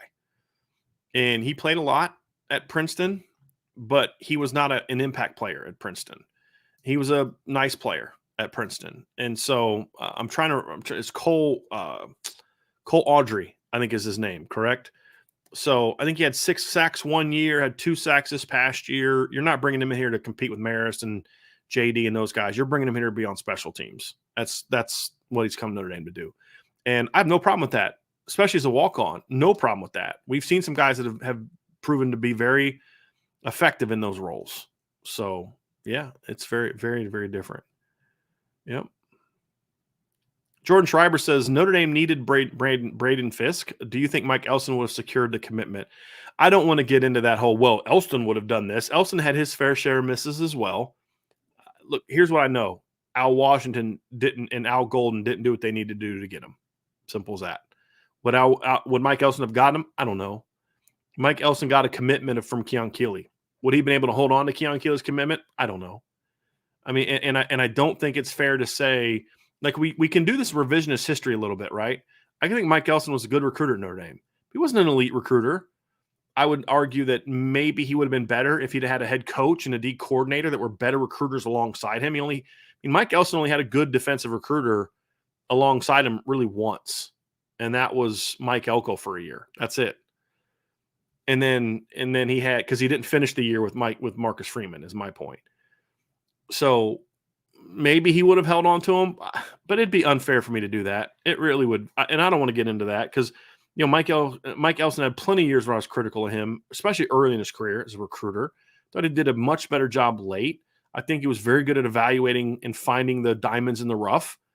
And hopefully Al Washington is as good as that too. But at some point in time, you got to be able to go get the big boys, especially when they're in your backyard. It's as simple as that. Would Mike Elston have Justin Scott committed by now? Yeah, he would have. There's no question. Because when Mike Elston had a guy locally that was a good player, he was all over him. Sometimes to a fault. like bringing in Elijah Taylor, Brandon Tiasim, and Micah Treadway in the same class, but he loved recruiting local kids. So I have a feeling he would have got Justin Scott, but I can't say he would have got Braden Fisk. I can't tell you that. That'd be unfair because there's no track record of him bringing in defensive line transfers like that. There's just I can say that about Justin Scott because we have a track record of him. He loves recruiting Chicago. He loved recruiting Illinois. He loved recruiting Indiana. He loved bringing in regional kids. There's no way he wouldn't have been all over Justin Scott. But the transfer part, it'd be unfair for me to say that. And it would just be me taking a shot at Al Washington just to take a shot at him. And I don't have any interest in doing that. I want Al Washington to be successful. I really do. I've never heard anything but good things about him as a person. He's respectful. He obviously is someone that Marcus Freeman likes and respects. He just hasn't done a good job. I hope that changes. I really do. So let me get to this next one here in a second. I need to get some tea in me real quick. Requires a lot more talking to do a show by myself when we can do a transfer. I can get my drinks in while Ryan's talking. It's a lot easier that way. Next question from Salty Virginia Peanuts. How do players select their roommate and dorms? Do coaches have input? Are skill pairings like quarterback and quarterback sought, or position pairings like quarterback receiver? Well, it depends. There's always some level of players having a choice. A lot of times early enrollees tend to get put with other football players, where freshmen who show up in the fall sometimes have a higher tendency to get placed with normal students. But it varies from kid to kid. Sometimes it's regional. Hey, let's put the two kids that are from the same area together. Like I know Tyler Buckner, Lorenzo Styles were paired together when they came, so it was quarterback receiver. Sometimes it's about personality. Let's find a couple kids who have similar personalities. Sometimes that's not the ideal mix to find that. So to me, it just depends. And then after your freshman year, you kind of have more of a say. Hey, I want this person. I want to do this. I want to do that. You can have more of a say in it. But a lot of the kids that are coming in as early enrollees will be with other football players. That happens a lot more often than the other way around.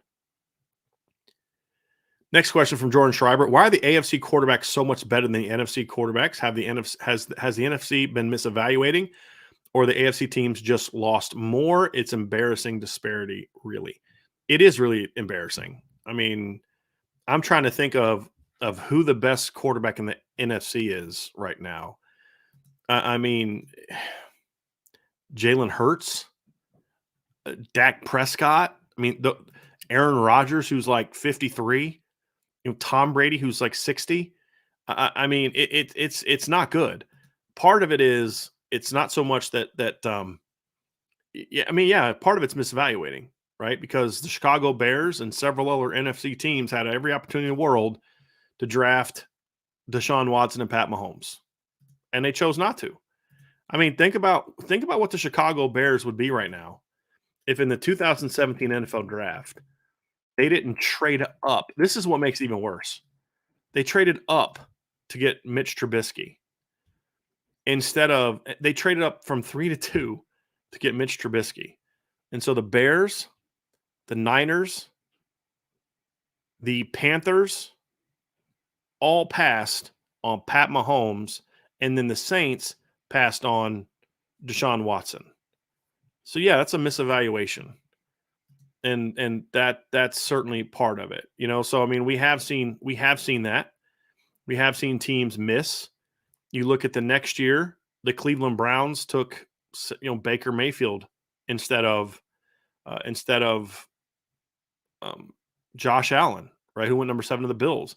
The Giants passed on him, took Saquon Barkley instead, and the rest of the teams are AFC teams. Jets took Sam Darnold, right, at number 3, so that's one of the reasons they stink.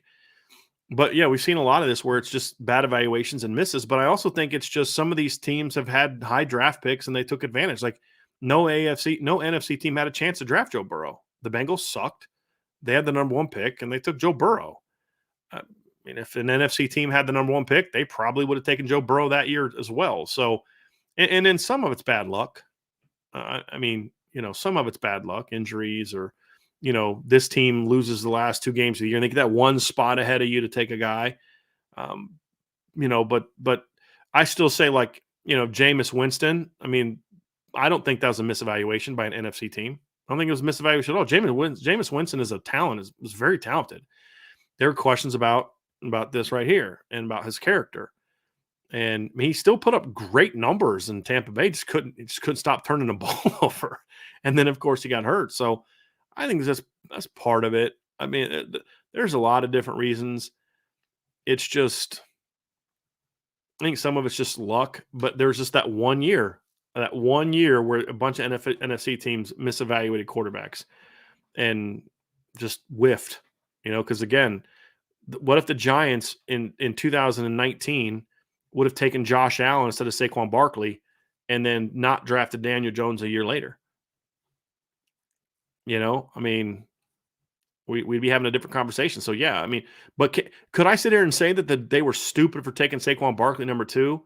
I mean, if you want to talk about I would say yes, honestly. And I think Saquon is one of the best running back prospects in the last decade. I just don't think you ever take a running back number 2. I just don't. I don't think the position has enough value. But would they have still taken Josh Allen at 2? I doubt it. So and then part of it too is, like I said, luck. I mean, Josh Allen was the top 10 pick, but the Bills took a bit of a flyer on Josh Allen. I mean, let's be honest about that. This is a guy that was a 50-something% completion guy at Wyoming. This was not a guy that put up like monster numbers at Wyoming. I'm going to pull up his stats now at Wyoming. I mean, you were taking a chance on a guy with elite physical tools. But this is a guy that is as 2016 completed 56% of his passes for 3,203 yards, 28 touchdowns, and 15 interceptions. The next year at Wyoming, he only completed 56.3% of his passes for 1,812 yards, 16 touchdowns, and 6 picks. This was not a proven player. I think a lot of people felt that the Bills took a big gamble at number 7. And sometimes that gamble pays off, and for the Bills it has. But it's not like, oh my God, how dare those teams pass on Josh Allen? I get it. Because what am I saying about Will Levis? What do you think in drafting Will Levis in the top 10? How's Will Levis's case any different than Josh Allen's? Now, I would argue that Josh Allen's always showed more quarterback skill than Will Levis, but it's the same argument. Big, strapping kid, mediocre college production, but it's got a huge arm. That's Josh Allen. That's exactly the scouting report for Josh Allen. And I think people that would take Josh Allen or Will Levis at 7 are nuts, right? But some people would have said that about the Bills with Josh Allen in 2019. So, or was it 2019 or 2018? What year was Josh Allen picked? It would have been 2018 is when he was picked. So it just, there's all types of different reasons. And, there's no one reason, but I think evaluating the NFL is bad, period. And let's be real. It's not like the Chiefs made this bold move to trade up to number 2 to get Pat Mahomes. They waited till he fell down to 10 before they traded up to get him. If they thought Pat Mahomes was going to be this, they would not have waited till 10 to go get him. Let's be real about that. It's just like Bill Belichick's a genius for taking Tom Brady in the 6th round. No, if Bill Belichick thought Tom Brady was going to be this, he's a moron for waiting until the 6th round to take him. So can we say that too? Can we look at that too? If Andy Reid thought Pat Mahomes was going to become a Super Bowl champ in year 2, MVP, throw monster numbers, I highly doubt he waits until pick 10 to go up and get him. And so it's just yeah. So there's some luck involved in it too. But I think at the end of the day too, I just don't think a lot of NFC teams are running real well. And that's partly why I don't watch football. I mean, the Redskins are an absolute embarrassment of an organization, right? I mean, the Cowboys are weird. The Lions are kind of coming around. The Packers refused for a decade to draft, help for Aaron Rodgers. The Bears are a hot mess. I mean, what's that really well-run organization in the NFC? It's like the Niners and the Rams. That's is there anybody else? Can anybody think of the Panthers are a mess? The Saints are a mess. I mean, there's those 2 organizations that are I think run real well right now. And that's why they've had success with mediocre quarterbacks. And then Sean McVay gets a good pro once, and what's he do? He goes out there and wins the Super Bowl. Not a surprise. Imagine what Kyle Shanahan could do if one of these years he's able to draft a Josh Allen or a Pat Mahomes or something like that. He's in the NFC Championship with Brock Purdy. He went to another NFC Championship game with Jimmy Garoppolo, right? Like, I mean, that's the other part of it too, is he's too good of a coach to be in a situation where he can draft him Pat Mahomes or Josh Allen. That's the other part of it, So it's interesting, but here's the thing too. The NFL has become so weird at quarterback recruiting, especially in the last 5 years, or drafting, that it's almost impossible to get that sleeper to fall down to 15 or 16 because they're just so overdrafted now. I mean, Zach Wilson went number 2. Trey Lance went number 3. Are you kidding me? Those guys are not even first-round picks 15 years ago. And so I just think that's another part of it too. I think the NFL sucks at evaluating quarterbacks, period, with the exception of a few people. So, yeah. Yep, they're a mess.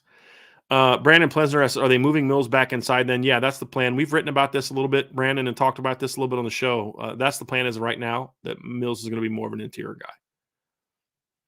Sean Rogers says Notre Dame is 1 DT and 1 stud safety away from a natty.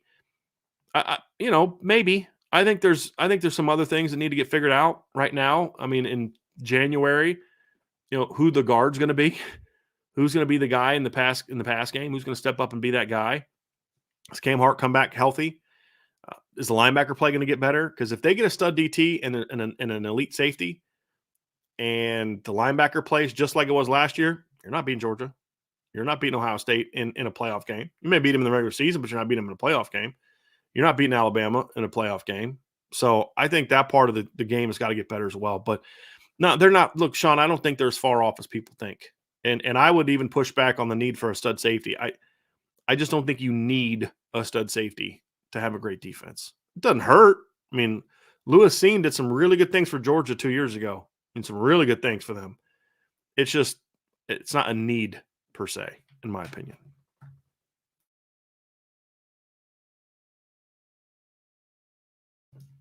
Bob O'Day says, how involved is the offensive line coach in the run game? Very involved. Now, this is not true for every team. Some teams, the offensive coordinators kind of dominates everything. With Tommy Rees and Harry Hiestand is very involved in it.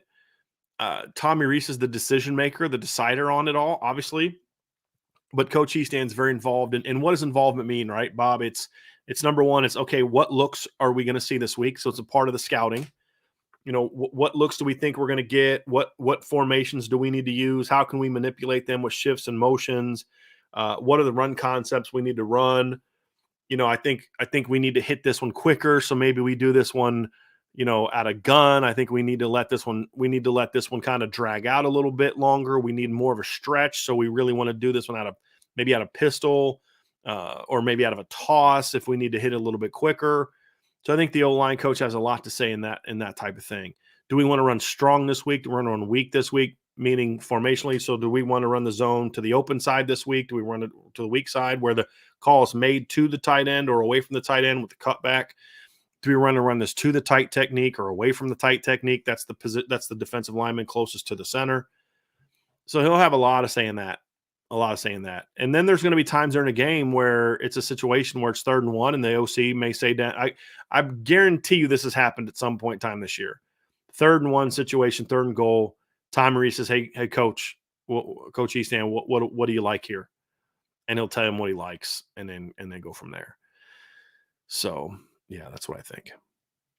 Robert Bishop says, with Justin Scott deciding to prolong his recruitment, do you think he's not leaning towards Notre Dame now? He's still leaning towards Notre Dame. It's very much – so here's how this all happened, because there's a lot of panic and a lot of people assuming certain things are true that just aren't true, okay? Justin Scott did not postpone his decision because Georgia offered. It's not true, not accurate. Here's how it played out. He was always planning – so originally, way back when, he wanted to decide in the fall. And Notre Dame dropped the ball on his recruitment. We've talked about that. And then that allowed him to kind of prolong. And he's since then kind of really blown up as a recruit. Bama's on him. Ohio State's on him. Michigan's on him. All these USC's on him. All these big-time schools are on him. And throughout that process, there was some uncertainty from Justin, I believe, of whether or not he was the same priority level for Notre Dame that he was for some of these other schools. Even though he always wanted to go to Notre Dame, there's a thought of, does Notre Dame want me? I didn't get a shamrock. I didn't get a pot of gold in March. I didn't get my offer till that, till April. But now it was still an early offer. He got offered before his junior year, as people point on the board. But there's a difference when that offer comes later than a lot of other kids I know that got offered. Do you really want me? Am I as high on your board as you are on mine? And I think that happened for a while, and he says he's got a good relationship with Coach Washington. I'm sure he does. But then he also told us that he probably talks to Coach Washington every couple weeks. I promise you Ohio State is not only talking to him every couple weeks. I promise you USC is not only talking to him every couple weeks. I promise you Bama's not only talking to him every couple weeks. I promise you that. And Michigan for sure is not talking to him every other couple weeks. And so what that is allowed to do, some other schools to kind of close the gap. And there's always a doubt in Justin's mind about how much Notre Dame wants me, because he wants Notre Dame, not debatable. And so what had happened is, now you get to this winter, and Justin had decided that he was going to take some visits in the spring, go to some schools he hasn't been to yet, and then make a decision probably late spring, early summer. That was his plan. Then Marcus Freeman comes into the school, and he brings the whole Notre Dame posse with him. And the school that he wants finally comes correct. And they come at me like they should have. And he emotionally, like in excitement, says, I'm announcing I'm going on January 31st, and this is what I want to do. But I think as he kind of got away from that, I think he was like, okay, I feel like I'm rushing this. And yes, they came in on this day, but do they really am I really that? And some of these other schools I want to see here. I've convinced myself that I want to go here. I want to go there. I want to go there. So it wasn't that he had decided, no questions asked, Georgia offers, and all of a sudden he changes his mind. That's not what happened. Do I think he wants to visit Georgia? Yes, but I think he always wanted to visit Georgia. I think what happened is there's other schools he wants to get down and see, and he wants to get out and see. And other schools that have made him a much bigger priority for longer have convinced him, no, dude. Remember, they weren't on you. They weren't pushing for you. We were. And I think that factored in.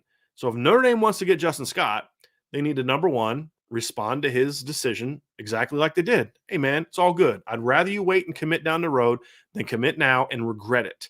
Because when that happens, you're going to lose a kid. So they decided that they're fine with it.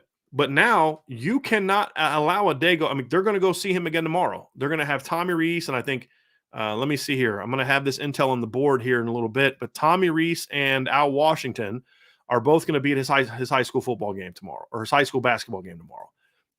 You need to have somebody to every home game that kid plays. You need to make him the priority that he needs to be. And if they do that, I'm confident they're going to get him. And I do think they absolutely still lead for him. That has not changed. It's just he's getting back on the plan he had before he kind of got the emotional excitement of Notre Dame's finally coming for me. And as long as they stay on him that way, I think he'll end up in the class. But if they don't, then they won't. And that's kind of where we're at. And that's I'll ask Ryan's down there. Ryan, do you agree with that assessment of where things are? Ryan agrees. Of course, I can lie to y'all because y'all can't see him, but yes, he gave me a thumbs up. So he gave you a thumbs down for me saying I'd lie.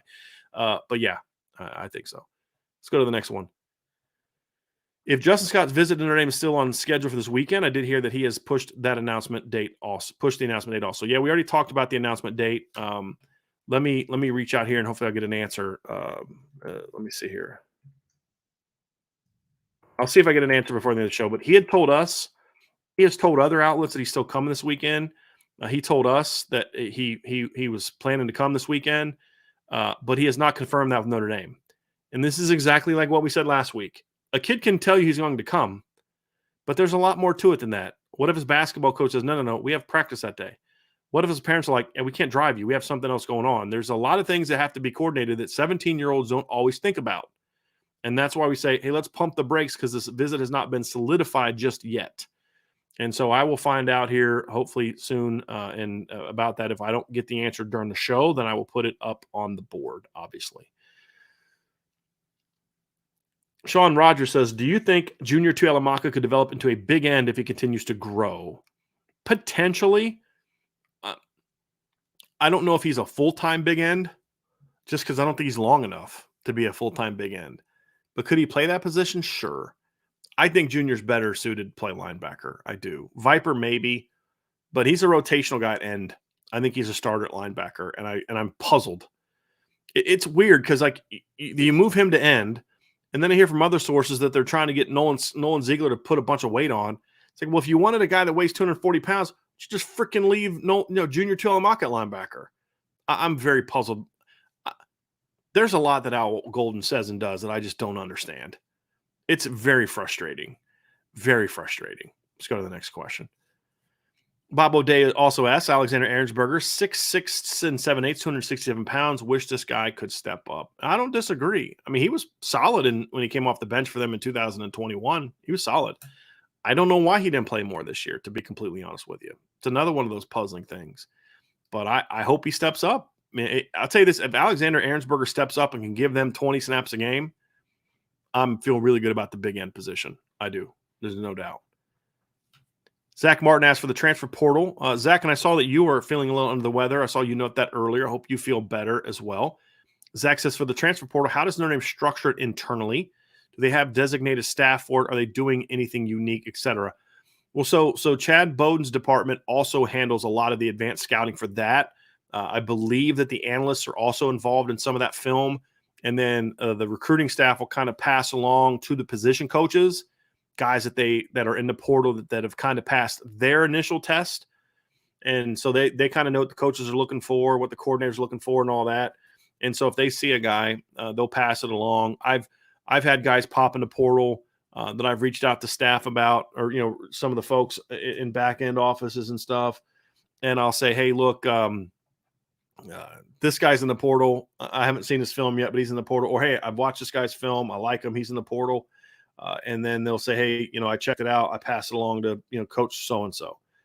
So I think those are different aspects of things that they look at and say, hey, this is kind of the process. If you can pass the initial recruiting staff's test, and then you pass it along to the next level, and those coaches dive into it. Because you can't have assistant coaches like watching every single kid that goes in the portal. There has to be a level of your evaluative staff, your back end staff that you trust enough to say they're not going to watch a kid and just whiff and be like, I watched this kid play and I didn't think he was any good. And so I didn't pass him along to the staff. You're like, who, Jordan Birch? Yeah, you suck.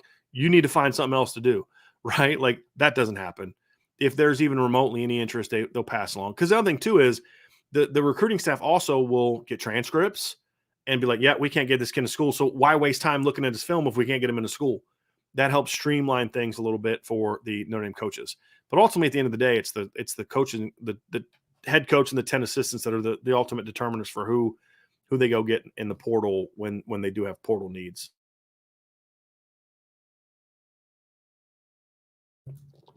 Jason Smith says, what is your confidence level that Coach Al Washington will be able to get this D-line class and guys like Tyson Ford to develop and reach their ceilings? 6, 5? I mean, look, football's a show me business, man. Why do I have confidence in Mike Mickens? Because he's done it. I mean, why do I have confidence in Dean McCullough? Because he's done it here and other places. Why do I have confidence in Harry Heastand? I've had maybe 5 conversations with Harry Heastand in my life, and they've all been at formal Notre Dame settings, at interviews or at clinics. I've never had a private conversation with him. I've never hung out with him. I've never had a jovial conversation with him. It's always been talking football at some formal event. I have no personal relationship with Harry Heastand. I praise Harry Heastand and think the world of him as a coach because of what he's done, of what he's accomplished, and what the players say about him. So it's about the track record. Why am I optimistic about Chancey Stuckey for Al Washington? Is it because I like Chancey Stuckey and don't like Al? I've never talked to either one of them. It's about this guy did a good job, that guy didn't. It's as simple as that. And so it's a show me business. And I don't think he did a great job coaching this year. From a coaching standpoint, I'm willing to give him a bit of a second chance because, number one, there's the normal year 1 to year 2 growth that a coach makes. I know my players better now. I know Notre Dame now. I know these kids have a lot more on their plate than my kids at Ohio State or Michigan had. And so I've got to learn to work around that. I know what Riley does better now. I know what so-and-so does better now.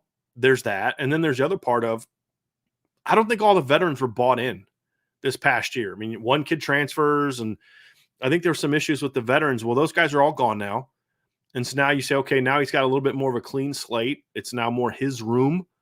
Is he going to be able to take advantage of that? We'll find out. He needs to, but my confidence level isn't high. I mean, because he's got to show it to me. What would be the reason for my and Jason, I'm not saying you asked me this. I'm just kind of speaking like, what would be the reason for having a higher confidence in 5 or 6?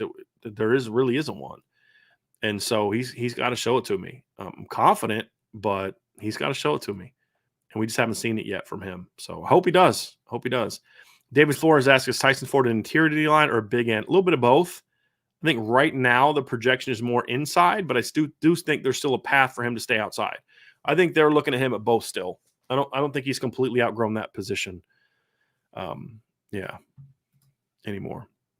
John A1, how much impact, positive or negative, will the transfer class have on the culture of the team? That's a good question. Significant. And the question is which way is it going to be? If they have a positive impact, you got Sam Hartman was a captain. You have Javonte Jean-Baptiste is a veteran, who's played a lot of football. You have Thomas Harper's played a lot of football. You have Caleb Smith, who's a captain. So there's a potential for them to come in, be good leaders, be good teammates, show the younger players their position, sort of the ropes, and have a great contribution to the roster from a personality, leadership, culture standpoint. Or they come in, I'm not trying to hear all that noise. I'm not trying to deal with this. I'm not trying to deal with that. I don't care about hanging out at your house. I'm here to play football and go to the NFL or whatever. That's going to have a bad impact on the culture. You hope that the staff did enough research on these kids that they know what kind of young men they're getting and that they've had the conversations with these kids to understand, these young men to understand, hey, we need you to come in here and be this way. And I think when you look at those type of kids, I think that they feel confident that they got those type of kids. For example, I was told this very early on in the process and was told this again late specifically about Sam Hartman. But I was told very early on by sources that Notre Dame has basically said to quarterbacks, if you want to talk about NIL with us, you're not a guy we're looking for. There will be NIL opportunities for you at Notre Dame. Promise you that. But if that's going to factor into whether or not you want to come here, then we're not interested. Because we want a guy that's going to come here because he wants to win a championship. He wants to do this. He wants to do this. He wants to do this. NIL will be a byproduct of all those other things. And so if a guy was one to talk about NIL, Notre Dame said, no thanks. We're moving on. Because what's their goal? Their goal is to win a championship. And if a guy's just coming here because you're going to give him an NIL package, is that guy really bought in? And so I think that was a big part of these conversations. So, I believe they've done that at multiple positions. I know that there was a lot of that kind of research into Caleb Smith. Everything I've heard about Javonte Jean-Baptiste, I have some sources at Ohio State. They say this is a first-class young man. This is a great kid. He's going to come here. He's an academic All-American type of kid. He's a big-time. He's a very unique kid. He has a lot of interests outside of football, but yet still passionate about football. He's a very kind of artistic kind of kid. Very unique kid. He's going to fit in very well. Will he get along with the players? That is always a question mark until they actually show up. But I think they've done a lot of homework in hopes of making sure that that's a smooth transition. But if they're wrong on those guys, then it could be fracturing, to be honest with you. Sean Rogers says, is Irish Breakdown going to have a tailgate for the Blue Gold game? As long as the weather allows, we will. Yeah, no, I mean, if it's cold and rainy, I'm not doing a tailgate. If it's nice enough for us to be out there, even if we have to have hoodies on, yeah, we'll be out there. If it's 30-mile-an-hour winds, I'm not going to be out there. I'm sorry. We'll do something else. We'll have a get-together the night before at a restaurant or something. But as long as the weather cooperates, yeah, we plan to do that for the tailgate. And I'm trying to talk Ryan into coming down for that as well. Timeout, Tom. Do you see Coach Mason stop giving out 4-year scholarships to specialists and go with 1-year transfers yearly? I think it'll vary. I think Notre Dame likes the idea of being able to give out the 1 to 2 year sort of scholarships, or in the case of the punter, I mean, John Sott was a walk-on, and Ben Krim is a walk-on. I believe Spencer Schrader is on scholarship, but the other kid is a walk-on. None of the long snappers were on scholarship to come, but now they've given Michael Vincent a scholarship. So I don't think they're opposed to having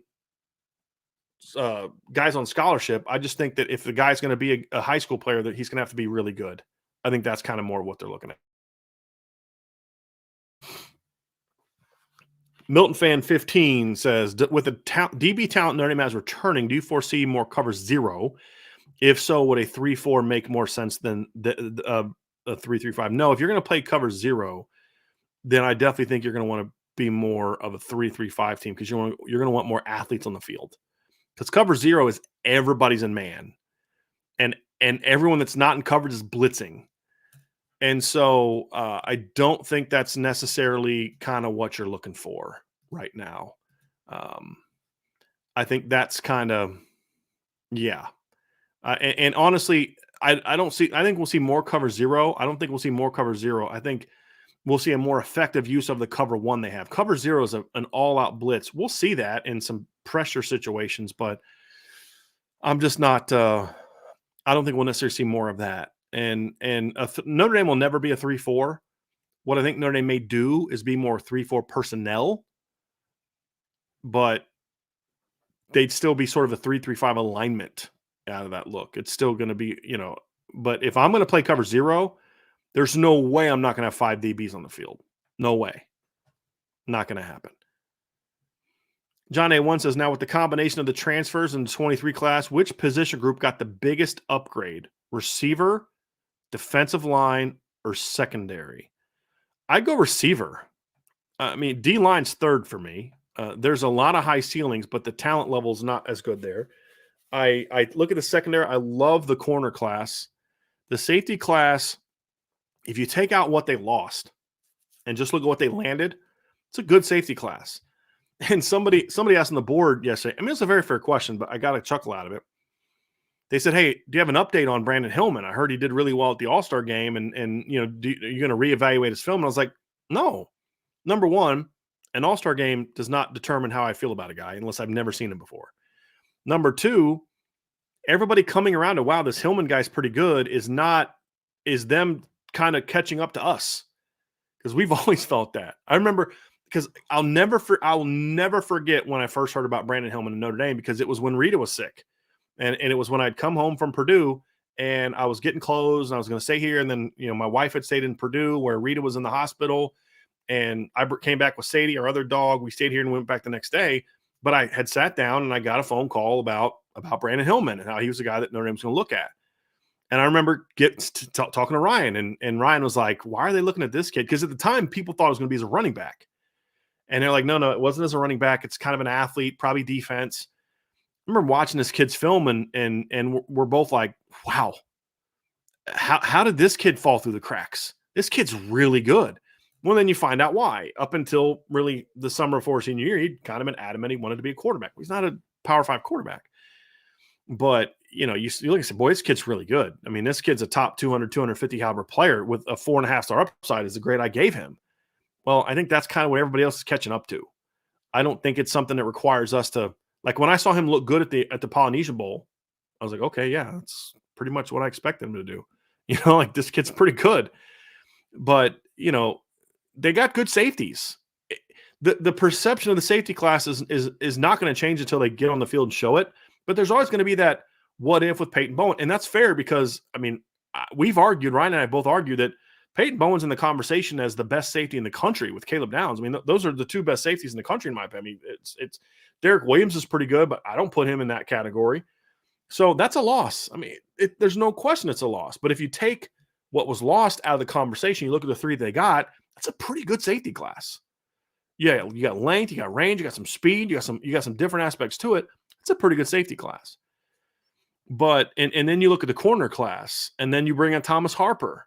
That's certainly better than what the defensive line brought in. Now, here's the funny thing, and Ryan, I'm curious if you agree with this. I like receiver number 1, secondary number 2, D-line number 3 for what I think the impact is going to be and what I feel I can know. I will say this. It would not shock me if at the end of the day, D-line becomes number 1. Because here's the way I look. I've said this before. Some of the most high upside players in the 23 class are on the D-line. Brennan Vernon is a high ceiling, low floor kid. Boubacar Traore is an exceptionally high ceiling, low floor kid. Armel Mukam is a high ceiling, low floor kid. Devin Houston has the highest floor of the group, and he has a pretty high ceiling too. There's a scenario where 3 of those 4 guys are absolute dudes, and the fourth guy's a starter and a good player. It would not shock me if in 3 or 4 years, those are 4 of your 5 best defensive linemen on the roster. And I've said this before, Boubacar Traore has first-round NFL draft talent. Now, he has no clue how to use it yet. None. But he reminds me a lot of, and I can't remember the guy's name. There was this kid, he was from Africa, and he went to BYU, and nobody ever heard of him. And he just like kind of grew into this. Ryan's going to put in there, just had these long arms, all this talent. And he went from a kid nobody ever heard of to a first-round NFL draft pick, I believe. Ansah. Yes, Ansah. And so I could see Boubacar being that kind of guy, but I could also see him never quite getting to that level. I could also see him being more of an Adi Ogundeji type, right? Which is fine too. But that's why I can't go with the D-line, because there's just too much projection there, where I feel a lot more comfortable with the receivers and the secondary is kind of where I'm at with that one. So, but the potential's there.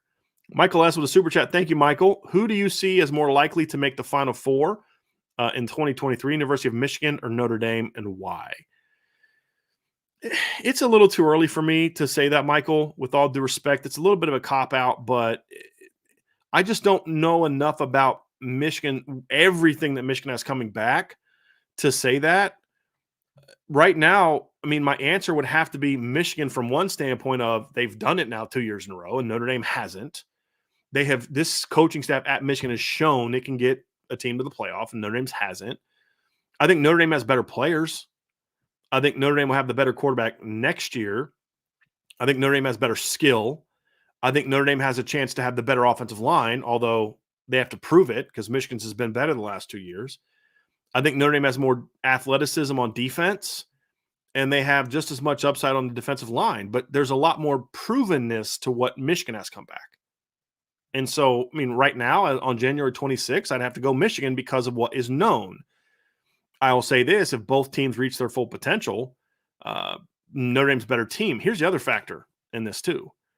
Look at Michigan's schedule this year. Michigan, it is ridiculous. Their schedule is so ridiculous. They have, to me, 2 tough games all year, and they're both in November. And that's at Penn State and home against Ohio State. The rest of their schedule is East Carolina at home, UNLV at home, Bowling Green at home, Rutgers at home, and then you're at Nebraska. Who knows what they're going to be? At Minnesota, home against Indiana, at Michigan State. Who knows what they're going to be? Home against Purdue, at Penn State, at Maryland, home against Ohio State. That's a pretty soft schedule for a playoff team. Maybe Maryland jumps up this year again. Maybe Michigan State bounces back. Maybe Matt Rule gets Nebraska going in year 1. But I don't have a lot of faith in Jeff Sims winning a game against a team that's playoff caliber. I don't. But hopefully they do, and Michigan struggles. But look, until somebody in the Big Ten proves they can beat Michigan, I'm not going to believe they can. And I think their schedule's so soft that it's going to be tougher. Whereas Notre Dame's got to play Ohio State at home, just like Michigan. And then their next toughest game is USC at home. And you could say, okay, at Penn State, it's very comparable to USC at home. Okay, fair. But then number 3 is at Clemson. What's the at Clemson on Michigan's schedule? And then you've got at Duke, at Pitt. Those are much tougher than those next games in line for Michigan. So I think the schedule part of it is a factor in why I feel Michigan is better situated to make a run as of right now. Now, my opinion might change after spring ball. I got to see how Notre Dame develops, because I do think that Notre Dame has the better roster. They have a more talented roster. But right now, a lot of what we're excited about for Notre Dame is projecting what we hope to see. I hope the offensive line becomes elite. Michigan has already shown that it can be that. I hope the skill players step up. Michigan has some provenness to that. I think Notre Dame's quarterback is going to be very good. We know what Michigan has, and I think JJ is going to get even better. So I think that's the reason I lean towards Michigan right now. But Notre Dame has the better roster, in my opinion. Tim B says, how do we find an IB tailgate? So what happens is that on the day of the game, because a lot of times it's you get there and it's just find a spot in a certain lot, wherever you get wherever your parking pass is. And so what we'll do is we'll get there and I'll just tweet out, here's where we are. I'll put the parking area we're in. I'll put the light pole. I'll take a picture of the stadium from where we are, so you can kind of have an idea of where we are. So it'll just be more that day. Otherwise, I mean, we don't know we're going to be able to park. So that's kind of where it goes. But we'll tweet that out and put that on the message board to let everybody know where we are. So that's the best way to find us. Lance Habs is it accurate to draw the comparison that we now have a stable of guys who are like utility players in baseball? Seems like I hear you mention that this player and that player could play 3 or 4 positions. To a degree, Lance, I would say yes. But to me, I feel like using the word utility player in baseball almost kind of is a statement of, well, they can do a lot of things, but they're not necessarily really good at any of them. Because if a guy was really good at a position, he would stay there. At some positions, that's true. But like a receiver that can play 3 positions, that's different than a utility baseball player. Because it's like an outfielder that can play 3 outfield spots. That's not a utility player. That's an outfielder.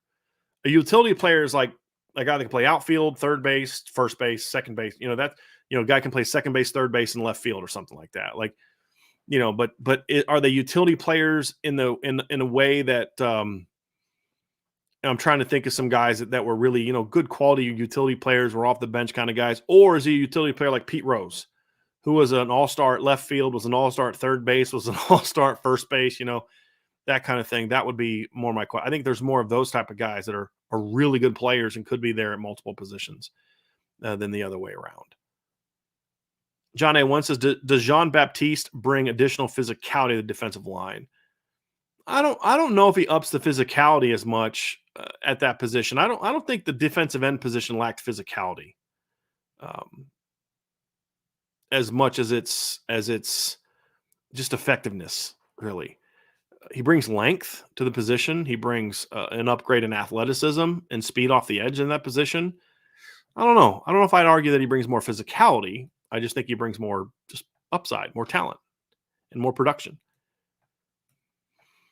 Not Ryan's Bully. I don't like this name, Tommy. You're going to have to get rid of that, man. Is there any more additions after spring ball? Will you revisit and revise the grades if necessary? Absolutely.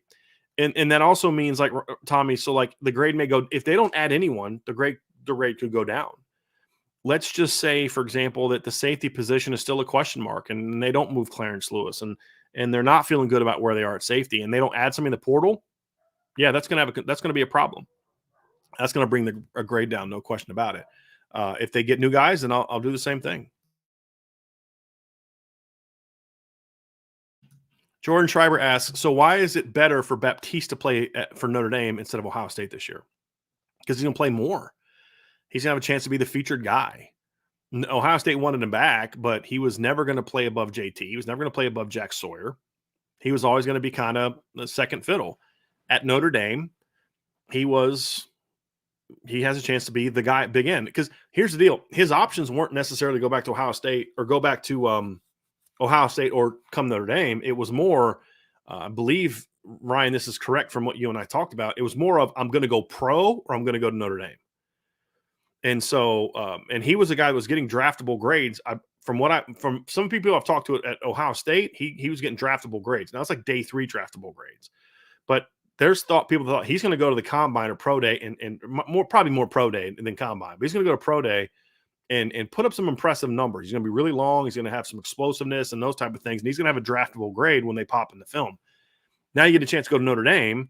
As Ryan said, he had an NFLPA Bowl invite as well. So, I mean, this is a kid who wasn't a starter, was getting an invite to one of these all-star games. Not all-star games, but like, scouting games that they have. Like, there's the Shrine Bowl, the Senior Bowl, and all those. So do I go pro or do I go Notre Dame? And Notre Dame convinced him that, like, dude, you can come here, get a chance to be the guy at big end. And that's ultimately what he decided to do. So it's really just a chance to showcase. It's kind of like what we talked about. Honestly, Jordan, this is a good comp. This is a very good question. It's like what we talked about with Justin Adamiola. Like, what does Justin Adamiola have to prove by coming back? Like, how can he improve his draft stock? There's only one way to do it. It was not to go be a role player at another school. It was not to come back to Notre Dame and do the same exact thing. The only reason for Justin Adamiola to come back is if he was going to be put in a position where he can become a primary pass rusher and show they can have the volume as a pass rusher. But he wasn't going to get that. He wasn't going to be that at Notre Dame. He wasn't going to be that anywhere else. So he made the decision to go pro, which is, I think, a smart decision by Justin. Javonte is getting the opportunity to go to Notre Dame and be something that he has not been, again, an opportunity to be something at Notre Dame that he has not been in college. And that is as a every down difference maker player. Now, we'll find out if he can play that way. I don't know. He's got to prove that he can. He's only shown that he can be an impact guy on a small number of snaps. And so can he be a more high volume guy? I don't know, but that's the opportunity he's being given. He's being given a chance to be the guy at big end. And if he steps into that role and has an Adi Tagumba Ogundiji type of season, 5, 6, 7 sacks, 8, 9 tackles for loss, 10 tackles for loss, he's going to get drafted next year. Where he would have had to kind of have a really strong offseason to get drafted this year. And may have been in a situation where he might have had to go sort of an undrafted type free agency situation. If he comes to Notre Dame and has the kind of season I think he's capable of, then to me, he plays himself into the day 3, and depending on how his combine numbers go, then maybe it goes higher. But, I think that's the opportunity he has is to be that kind of guy and prove that he can be that kind of guy. Bailey Brad, is there any possibility that Brandon Hillman earns a starting role at safety in year 1? Look, anytime the kid's on scholarship in Notre Dame, there's a possibility for that, Bailey. No question. Would it shock me if he did that? Not shock me. Would it surprise me? Yeah, it'd surprise me.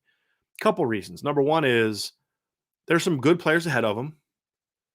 Number two is he's very raw when it comes to being a pure safety. He was more of a quarterback in high school than he was a safety. He played safety, but he was just a guy that was just running around athletically. Even in the Polynesian Bowl, I mean, you could see it. Like, his footwork is still a work in progress. His angles of the football are still a work in progress. His field dropping in zone is still a little bit of a work in progress. But the one thing he can do is he can run, and he can flip his hips, and he can stick. And so, he's got that. But he's got to learn the game a little bit more. And so it would surprise me a little bit if he started in year 1. But when you're a talented kid, I was surprised that Joe Alt became a year 1 starter. I was surprised that Benjamin Morrison became year 1 starters. I was not shocked by either. I was surprised because I thought they both would need more time. But Benjamin Morrison was a kid I gave a 5-star upside grade to. Joe Alt was a kid I gave a 4.5-star upside grade to. I undersold that one. He should have been a 5-star based on what we've seen. I just didn't know if he could get to this point. But so the thing is, neither of them surprised me neither of them shocked me that they played as freshmen, because they're talented players. The light went on just a little quicker than I expected. And it'd be the same thing with Brandon. Would it shock me? No. Would it be a little surprising? Yeah, it would. And I think there's a shock is like, wait a minute, hold on a second. Caleb Smith, as the freshman, came in and had 80 catches as a freshman at Notre Dame for 1,200 yards. Like, dude, I'm shocked by that. Like, I didn't even know he ever had that in him. And he came, right, that would shock me. If Kenny Minchie came in and beat out Tyler Buckner and Sam Hartman, that would shock me just because of experience. But if Brandon Hillman comes in and ends up starting at some point in time as a freshman, it wouldn't shock me. I'm not predicting it. It surprised me a little bit, but it wouldn't shock me. Just because the safeties aren't proven yet. Whereas if for Kenny Minchie to do what he'd have to do, he'd have to beat out a guy that's got 110 career touchdown passes and almost 13,000 career passing yards, right? That's a shocker, barring injury. I'm talking about, like I said, beat them out. That would shock me. There's no way I could predict that right now. Jay Henry says, how many turnovers do you think Notre Dame defense can generate? Will that be a focus for Al Golden? Jay, I'm just going to be straight up honest with you, okay? I am going to completely avoid making any predictions on what I think Al Golden is going to do, because I don't have a clue what's in that guy's head. Like, I don't talk to him. I don't know him. I can't figure out some of the stuff he's doing. I don't know why he's not recruiting more. There's a lot of question marks I have. So honestly, man, I can't even tell you if that should it be. Here's what I'll say. It should be a focus. It absolutely should be a focus. They need to become better at turning the ball over.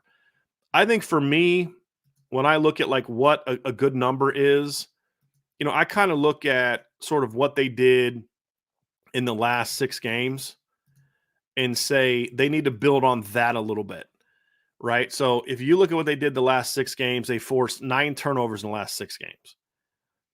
And I'm sorry, hold on a second. They forced 12 turnovers in the last 6 games.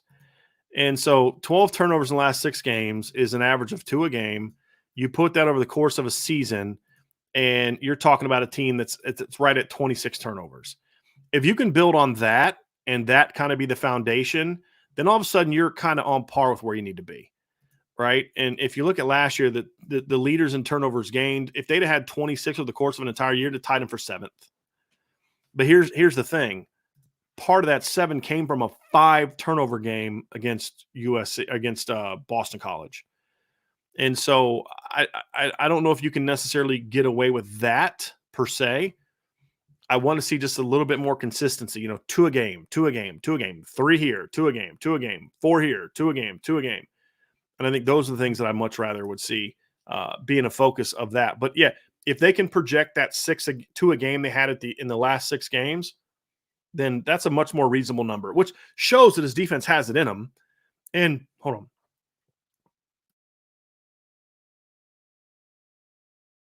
Ooh, excuse me.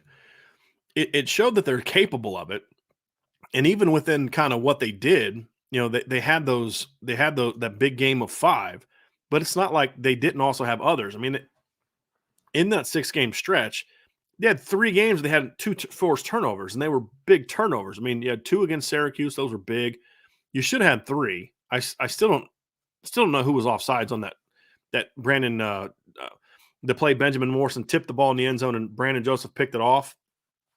Ryan and I were right there. Like, I still don't see who's offsides. I didn't think that was a very good call. But you had 2 that game, including a pick 6. You had 2 the next game against Clemson. They were huge. They set up 2 touchdowns. And then you had 2 against South Carolina that were important turnovers. They weren't quite as impactful as the other ones. And so, if you're giving me 2 a game and they're impactful, I can live with that. I can definitely live with that. It's pretty good. It gets you in the top 10 to 15 in turnovers, and you're impacting the game. So, that's certainly a part of it. Certainly a part of it. And we had a question at the end, too, from Chief Brody that kind of goes along with this. And he said, how bad was the defense getting sacks and tackles for loss last year? See, that's another part of it, too, is like the sacks were actually pretty good. Notre Dame was one of the better I believe they were a top 30 defense. Yeah, the top 20 defense. Notre Dame ranked 13th last year in sacks, total sacks, and they ranked 16th last year in sacks per game. So Notre Dame was good at getting sacks. Notre Dame's problem was, yes, they were ranked high in sacks, but they only ranked 36th in tackles for loss per game, and they ranked 38th in tackles for loss they ranked 36th in tackles for loss, raw totals. They ranked 38th in per game. And the reason I like to use the per game number is because if they had this number and they ranked here and they were one spot ahead of a bunch of other teams who only played 12 games, then that's not necessarily as indicative of a number. And sometimes they can rank here, but it was actually more impressive because teams ahead of them played 14, 15 games. So that's why I like the per game number. But if you're a top 15 team in sacks, top 20 team in sacks, you should be a top 20 team in tackles for loss, if not higher. Because what's been true for Notre Dame the last 2 years is they're not a very disruptive run defense. And tackles for loss come from being high in tackles for loss, and sacks comes from you're not just getting sacks, but you're getting tackles for loss in the run game. And that's been the problem that Notre Dame has had, is they haven't generated enough disruptive plays in the run game. And so if you're going to be a team that is going to sack the quarterback, something that Notre Dame did a pretty decent amount this year, then you need to be more effective in a lot of those were, let's be honest, a lot of those were third down sacks, late in the game sacks. So some of those were hollow sacks. But needs to be a more disruptive defense. If you're getting more tackles for loss, you're going to get more sacks. And what I mean by that is, if you're getting more tackles for loss, run game tackles for loss, it means you're putting them in more second and long, third and longs, which is going to then create more opportunities for sacks. If you're putting them in more long yard situations, you're not just increasing your opportunity for sacks, you're also increasing your opportunity for turnovers. And that's where you can kind of, tackle for loss comes from. The best time to break up to get the ball out of a running back's hands is within the first second and a half that he's been given the handoff. First 2, because then there's maybe he doesn't have control of the ball, maybe he's in the process of transitioning. There's all types of things where those come from being disruptive, getting the ball, getting into the backfield, and making disruptive plays in the backfield. That not only leads to tackles for loss, but that's when you can force a fumble out. It also puts you in more second and 12s, third and 11s, to where then that also increases your chances to turn the football over. So I think those are things I look at. It's the disruptiveness that then leads to more turnovers. And I think that's where Al Golden's defense needs to get a lot better, is be more disruptive, especially when you're talking about disruption in the run game.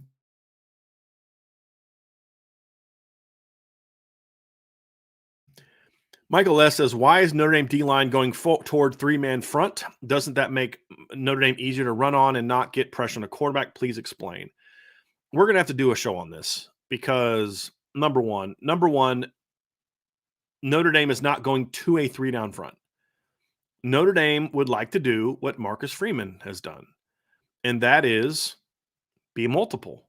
3 down, 4 down, mix it up, be varied. Number two, the notion that you can't be run on or you are easy to run on in a 3-down front is completely misguided. Do y'all know that Georgia's a 3-down defense? Do y'all know that when Alabama was giving up like 8, 9, 10 points a game, they were a 3-down defense? Right? Notre Dame is not trying to run TCU's defense. They're not necessarily trying to run Marcus Freeman's defense at Cincinnati. They're trying to run a hybrid 3-down, 4-down defense. Sometimes against some teams, that's going to look like a pure 3-3-5. Against other teams, it's not. And that's why they want to be multiple. But also the notion that as a 3-down, you can't stop the run is misguided. Any defense can stop the run if you coach it correctly and have the right players. That's just a fact. Here's the deal. Say, well, as a 3-down, you're more vulnerable to giving up the run. But there's teams that run 4-down who suck at stopping the run. So if it's about the number of plays you have up front, then why isn't every 4-down team really good at stopping the run? Or is it coach what you know, recruit to what you know, and then get good players and then coach them up, right? And the key to being a good run defense is being aggressive and being gap sound and being able to tackle. You can be gap sound out of a 3-down look. You can be gap sound as a 4-down look. You can be gap sound out of a 5-down look. You're not going to be real sound in the pass game, but you can be gap sound. If you're aggressive and gap sound and you're coached well, you can be successful. Now, here's where I will grant you this, Michael. I think the margin for error of being a good run defense is a little wider, is a little greater. Excuse me, backwards. It's a little narrower out of a 3-3 look. I do think that's accurate. I think if you're a 3-3 defense, like a 3-3 stack like TCU was, your margin for error is much narrower because it's a linebacker has a greater risk of missing a gap from depth than a defensive lineman does, in my opinion.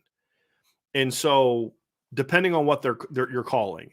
So I do think that you can maybe potentially have the risk of you might be more vulnerable to maybe a big run here or there. But I think there's some other advantages you have in that I think a 3-down, if run correctly, again, more of a 3-down hybrid where you're going to have that third linebacker is going to be a little bit more of a Josh Burnham type, a Jordan Patelho type. I think in those situations, I think that can create more disruptions, more negatives. More minuses, more getting tackles for loss on early downs. Yeah, you may give up a run or two here, but you're going to be less vulnerable. They're going to be more vulnerable. The offense will be more vulnerable to you creating negatives because you can do a lot more games. And I'm talking quick hitting games. So like to do line stunts out of a 4-down, it takes longer. I mean, it's kind of, you got to slant in, you got to loop around. It's more, you can catch it and beat it. Like I always love teams that like to slant and stun a lot because I knew if I catch you in some of them, I'm going to keep running zone because if I catch you in one of these, I'm going to open up a huge hole. And then in order to do a linebacker stunt with a 4-down, you got to now make sure that you're bringing at least 5 guys. Well, now I have some numbers on the perimeter that I like. Out of a 3-down, 3 stack, you can play a lot more quick hitting line games with your linebackers and still only be 4 guys. So I think there's some advantages there. So again, it's just every defense has some give and take. Everyone, just like every offensive system has some give and take. If you recruit players that fit your defense, if you have talented players, if your kids know how to execute your defense at a high level, you're going to be successful if you have the players. If you don't, then you're not going to be successful. If you have the players, but you don't know how to coach it, or you're asking guys to do things that they're not suited for because you're dead set on being a 4 down or a 3 down, then you're not going to be successful. And so I think Notre Dame is looking at the talent they have. They have a lot of big end types. They have a lot of hybrid type edge rushers. And they can recruit that a lot. What they can't recruit are those just dominant, interior, bust you up type of inside guys. They're just, look, y'all can ask for it all you want, and I can ask for all I want. There's not a Jordan Davis out there that Notre Dame's going to get. It just maybe once a decade. I mean, when was the last time they got a Lewis Nix? It's 2010 class, and they haven't gotten one since, right? So you can't build your system around hopefully getting that guy that you just struggle to get, right? So you just can't run that, and whether that hurts you in a 4 down or a 3 down. So you've got to find a system that works for what you're trying to do. And a very athletic defense can be very effective in a 4-2-5. It can be very effective in a 3-3-5, or a sort of a 3-3 alignment with 3-4 personnel, or 3-3 personnel, 3-3 personnel with that third linebacker being a hybrid guy. There's a lot you can do in that if you know how to coach it. And it's the same thing with a 4-2-5 or a 4-3 or a 3-4. If you know how to coach it and you can recruit to it, you'll be successful if you have good enough players. And that's why I say I think we focus a little bit too much on the structure of the defense and not enough on, but can they coach that defense, and do they have the personnel for that defense? And I think they have better personnel in 2023 for a hybrid front than they do for just lining. Who's Isaiah Foskey in 2023? Who's that guy? Who's that guy for Notre Dame? They don't have that guy. Their best 3 Vipers right now are former linebackers. Long, twitchy former linebackers. So if you just line them up on the edge and have them be Isaiah Foskey, you're wasting their talent. Just like if you were asking Isaiah Foskey to drop and stack and do all those other things they were asking him to do early last year, you're wasting his talent. These kids have a very different skill set than Isaiah Foskey. And they've got a lot of 6'4", 6'5", 270-plus guys that may be better 4 eyes than they are 3 techniques. And so they're building to that, I think. And so I think it's smart, even though it's not the defense I personally would want to run. But right now, Notre Dame feels they have the personnel for that, and they can recruit to that. And because people ask them, like, you guys are recruiting a lot of big ends. Yeah, because they can get big ends. What they can't get is butt-kicking nose tackles and Keon Keeley, right? That's just Damon Wilson. They're just not able to get those guys right now. But they can find a lot of linebackers that they can kind of grow into that. So that's what they can recruit to. And so they're trying to recruit to it. So it's a good question, Michael. Ryan, we need to do a show on that here soon about explaining how to stop the run out of a 3-down defense. Maybe that'll be one of our insider film breakdowns that we put on the message board, because it's hard to do that without film, and we can't put film on here. Otherwise we don't get monetized, unless y'all promise to give us a bunch of super chats if we're going to do that show. Cause we won't actually, I don't even know if we get demonetized. I don't even know if we get super chat. So I'll have to see how that works. Anyway, what's the next question we got, Ryan? I know we're getting towards the end. This is from Sean Rogers. Brian, can you rate the safeties 1 to 6 pre-spring? I assume Watts is number 1. I would say, yeah. Going into pre-spring, I'd say Watts 1, Ramon 2, DJ Brown 3. Probably go Adon Schuler 4, Ben Minich 5, and Brandon Hillman 6 would be. And Brandon Hillman could quickly rise up there, but he's still the most raw. I think you could have some debate, Ryan, between 4 and 5 with Adon and Ben Minich, but I think right now I'm going with Adon. I think Adon's just a little bit more physical, a little stronger. But it also depends on what your needs are. If they need a guy that can play over the top of the defense, then guess what? Ben Minich is your guy for that in the freshman class. If you need a guy that's going to be more of an alley player, Adon Schuler's more your guy for that. If you need a guy that's more of a cover player, maybe that's Ben Minich. It just depends on what the needs are. But that's where I would go right now.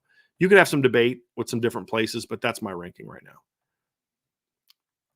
How would you feel about David Shaw being head coach of the Broncos? Man, I hope that they hired D'Amico Ryans. That's what I hope, Jason. I really hope they hired D'Amico Ryans. Look, I have a lot of respect for David Shaw. I'll tell you this. I wouldn't be upset about it.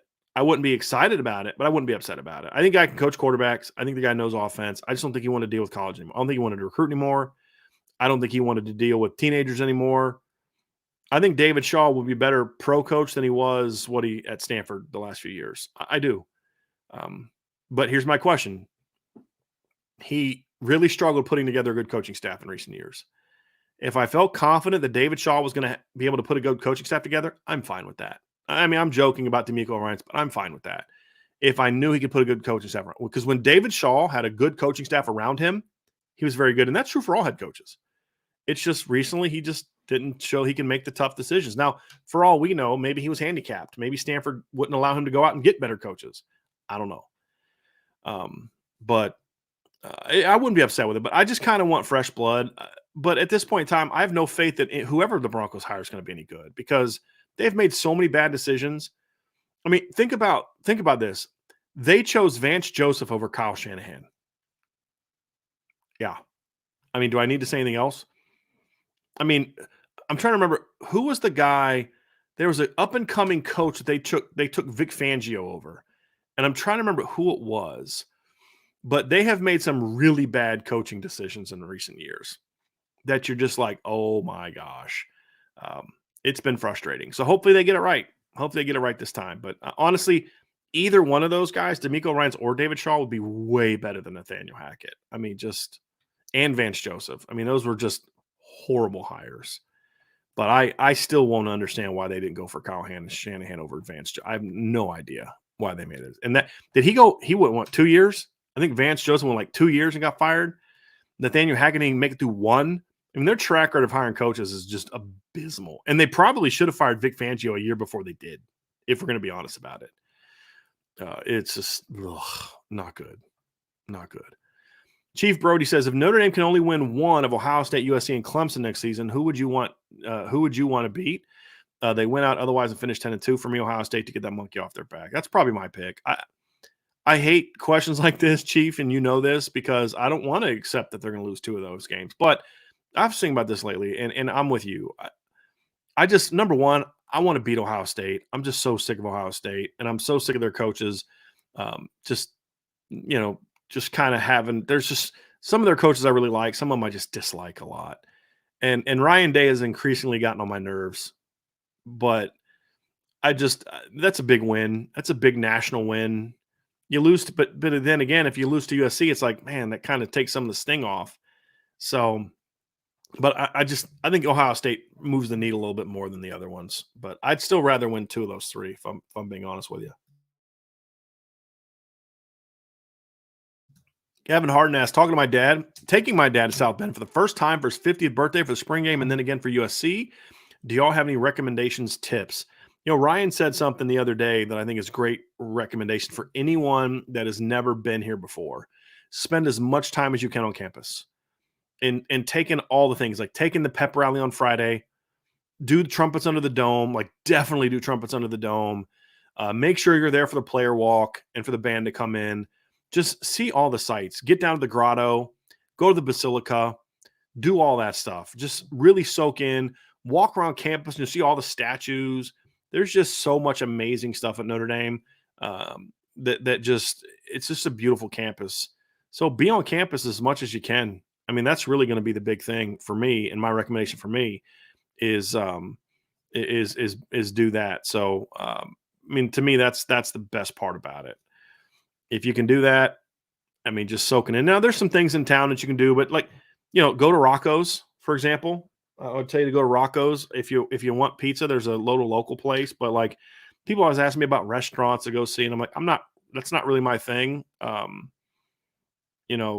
like a good pizza place, but other than that, I mean, I'm more of a chain guy because a lot of stuff I make at home. It's like I don't need to find a restaurant that makes really good fettuccine Alfredo because I make a good fettuccine Alfredo. So I don't need to find a place that makes good fajitas because my wife makes amazing fajitas. So I just but the stuff as far as seeing campus, and ever since the Hall of Fame left South Bend, that's not there either. So just spend as much time on campus as you can. That's the best part about it. And of course, if we'll have a tailgate for the USC game. So come join us. Come say hi. Love to meet y'all. Brock Fonville, do you think Sam Hartman could develop enough under Tommy to maybe close the gap between him and like Drake May? Oh, look, close the gap as far as an individual player? No. I mean, Drake May is just a better talent.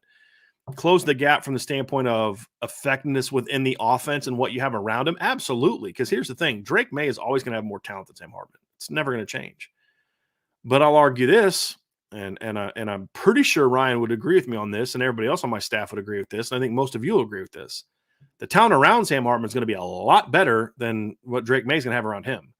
So the question is the talent gap enough to where if Sam Hartman can run this offensive efficiently, he's a more effective college quarterback than Drake May? Absolutely. Absolutely. And so I see that, and I think that's something that I could certainly see. There's no doubt. But as far as like NFL draft prospect, who's got the more physical tools, all that kind of stuff, um, you know, no, it's not going to be that. But who's going to be the better college quarterback? I could see Sam Hartman being that guy because of what's around him. Now, of course, the argument would be not the argument. The point is, be if you flipped them and you put Sam Hartman in North Carolina and Drake May in Notre Dame, it's not even close, right? It's not even close. But I can name you 15 quarterbacks that have better talent than Stetson Bennett just off the top of my head, including half of the SEC. But he was perfect for that system and that team. And that's why they were so good. And to me, Sam Hartman, when you think Sam Hartman, think more Stetson Bennett. Think more Mac Jones. Don't think Trevor Lawrence, Joe Burrow, Drake May, Caleb Williams. It's a different kind of kid. Because if you want to be that, you're going to be disappointed. But if you're looking at a guy that can run this offense at a high level mentally and get the ball where it needs to go, Mac Jones type, Stetson Bennett type, that's to me what Sam Hartman can be, in my opinion. All right, I think this is the last one here, real quick. This is Ryan. This is from Double R. Ryan Roberts, get better, sir. So Ryan, you got a lot of good wishes coming there for you. This entire staff is phenomenal, and led by Mr. Driscoll, is simply the best college football podcast in its category. That is one thing that is not debatable. IB Nation. Double R, I really appreciate that very, very much. It really does mean a lot to us. I do think we have a great staff, and we are hoping that our show is going to keep getting better and better and better and better and better. We're going to work on some things to kind of change it up a little bit and have some more fun with it, like the football 101. And, of course, as soon as we start talking about doing football 101, Ryan gets hurt, so, he's on the injured list right now, but we'll get him back here soon enough. But we appreciate that very, very much. That's going to do it for today's show, everybody. And Double R, that's a great way to end the show today. No question about it. Before we leave, folks, please hit that like button, hit that subscribe button, hit the notification bell, share this podcast, sign up for the message boards at boards.irishbreakdown.com. Make sure you sign up for our newsletter to get all of our content from Irish Breakdown, which is all free. All the stuff at irishbreakdown.com is free. We only charge for the premium content on the board, which is about the community and the intel that we will put out. So you can see that at boards.irishbreakdown.com. We do have a new deal kind of going on that if you sign up for the message board and to sign up for the Booster Club, which is the blue or Shamrock Club, they're different level rates. You get a free IB Club mug. So it's just it's this basically, but it says IB and it says IB Club on it. And it only goes out to Booster Club members. If you sign up for the Gold Club, you will get a free this mug plus an IB Gold Club T-shirt. We have navy blue, Irish green, charcoal, gray, and pink. So if you are a member and you want to upgrade to the Booster Club, you get those perks as well. So if you're going to sign up for the message board and you want to support Irish Breakdown beyond just the normal fee, $4.99 a month or $49.99 a year, you can also join the Booster Clubs and get a little bit of cool merch that only the club members have. This is not something we sell in the store. I don't give this to Vince isn't going to have one. Ryan's not going to have one. I'm not going to have one because I'm not in the Gold Club. So this is only for those people that have supported us the way that they have. If you are a member and you have not kind of made your request for those items and you already are a Shamrock or Gold Club member, just shoot me an email at brian@irishbreakdown.com and we'll get you squared away. Because if you've already signed up for this before the deal went into effect, you still get the perks of it. So you all supported us when you didn't have a benefit to have. So we're definitely going to take care of you. So that's definitely something also that we have here going on at Irish Breakdown. So folks, we'll be back again tomorrow. Now, this is going to be it for our shows today. We'll be back at it again tomorrow. We'll have our Friday mailbag and get back to talking Notre Dame football. So thank you all so much for joining us on the Irish Breakdown podcast.